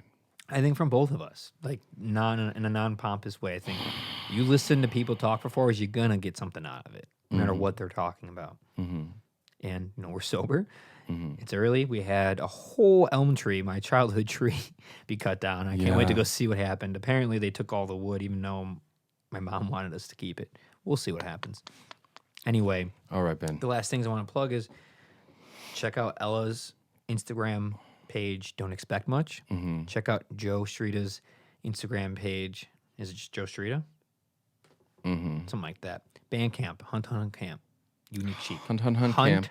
Hunt Camp. 3 hunts, 1 camp. Kill, sleep. Kill, sleep. Unique Chic. One of the most fun names to say. It's not. When I was Thanks for not asking me where it comes from, because I don't answer that truthfully, ever. I'm not going to ask you then. Unique Chic, Rossi Music, 95th Street and Cicero, give or take, Oak Lawn, Illinois. Thank you for providing a service there for over 25 years in some way, shape, or form. You've changed, helped, and altered the trajectory of many artists, musicians. For good or worse, you did something. And now it's my shop. So and that's amazing. If Congratulations. anybody's interested, you can come. You're going to perform. Ben is going to, in the really near future, agree to hold recitals for Rossi in his facilities, which is really cool. So we'll be bedfellows soon enough. If we can keep it outside, I'm doing it. Let's be business boys, man. Let's business boys. I always wanted a business partner. You know, I just want to be like, let me consult my business partner and get back I'll to you. have to call Shmilek. No, forget it. I know Shmilek is this Russian guy, and he's mad about everything I do. All right, Joe, I'm about to go on my forest walk with my friend, so we'll wave goodbye. Bye-bye. Thank you so much for being here. Yeah. Until next time, you're great. I love you. Keep doing it. Keep doing it. Thank you, Ben. I love you too. I really do. I love you too. Bye. Bye.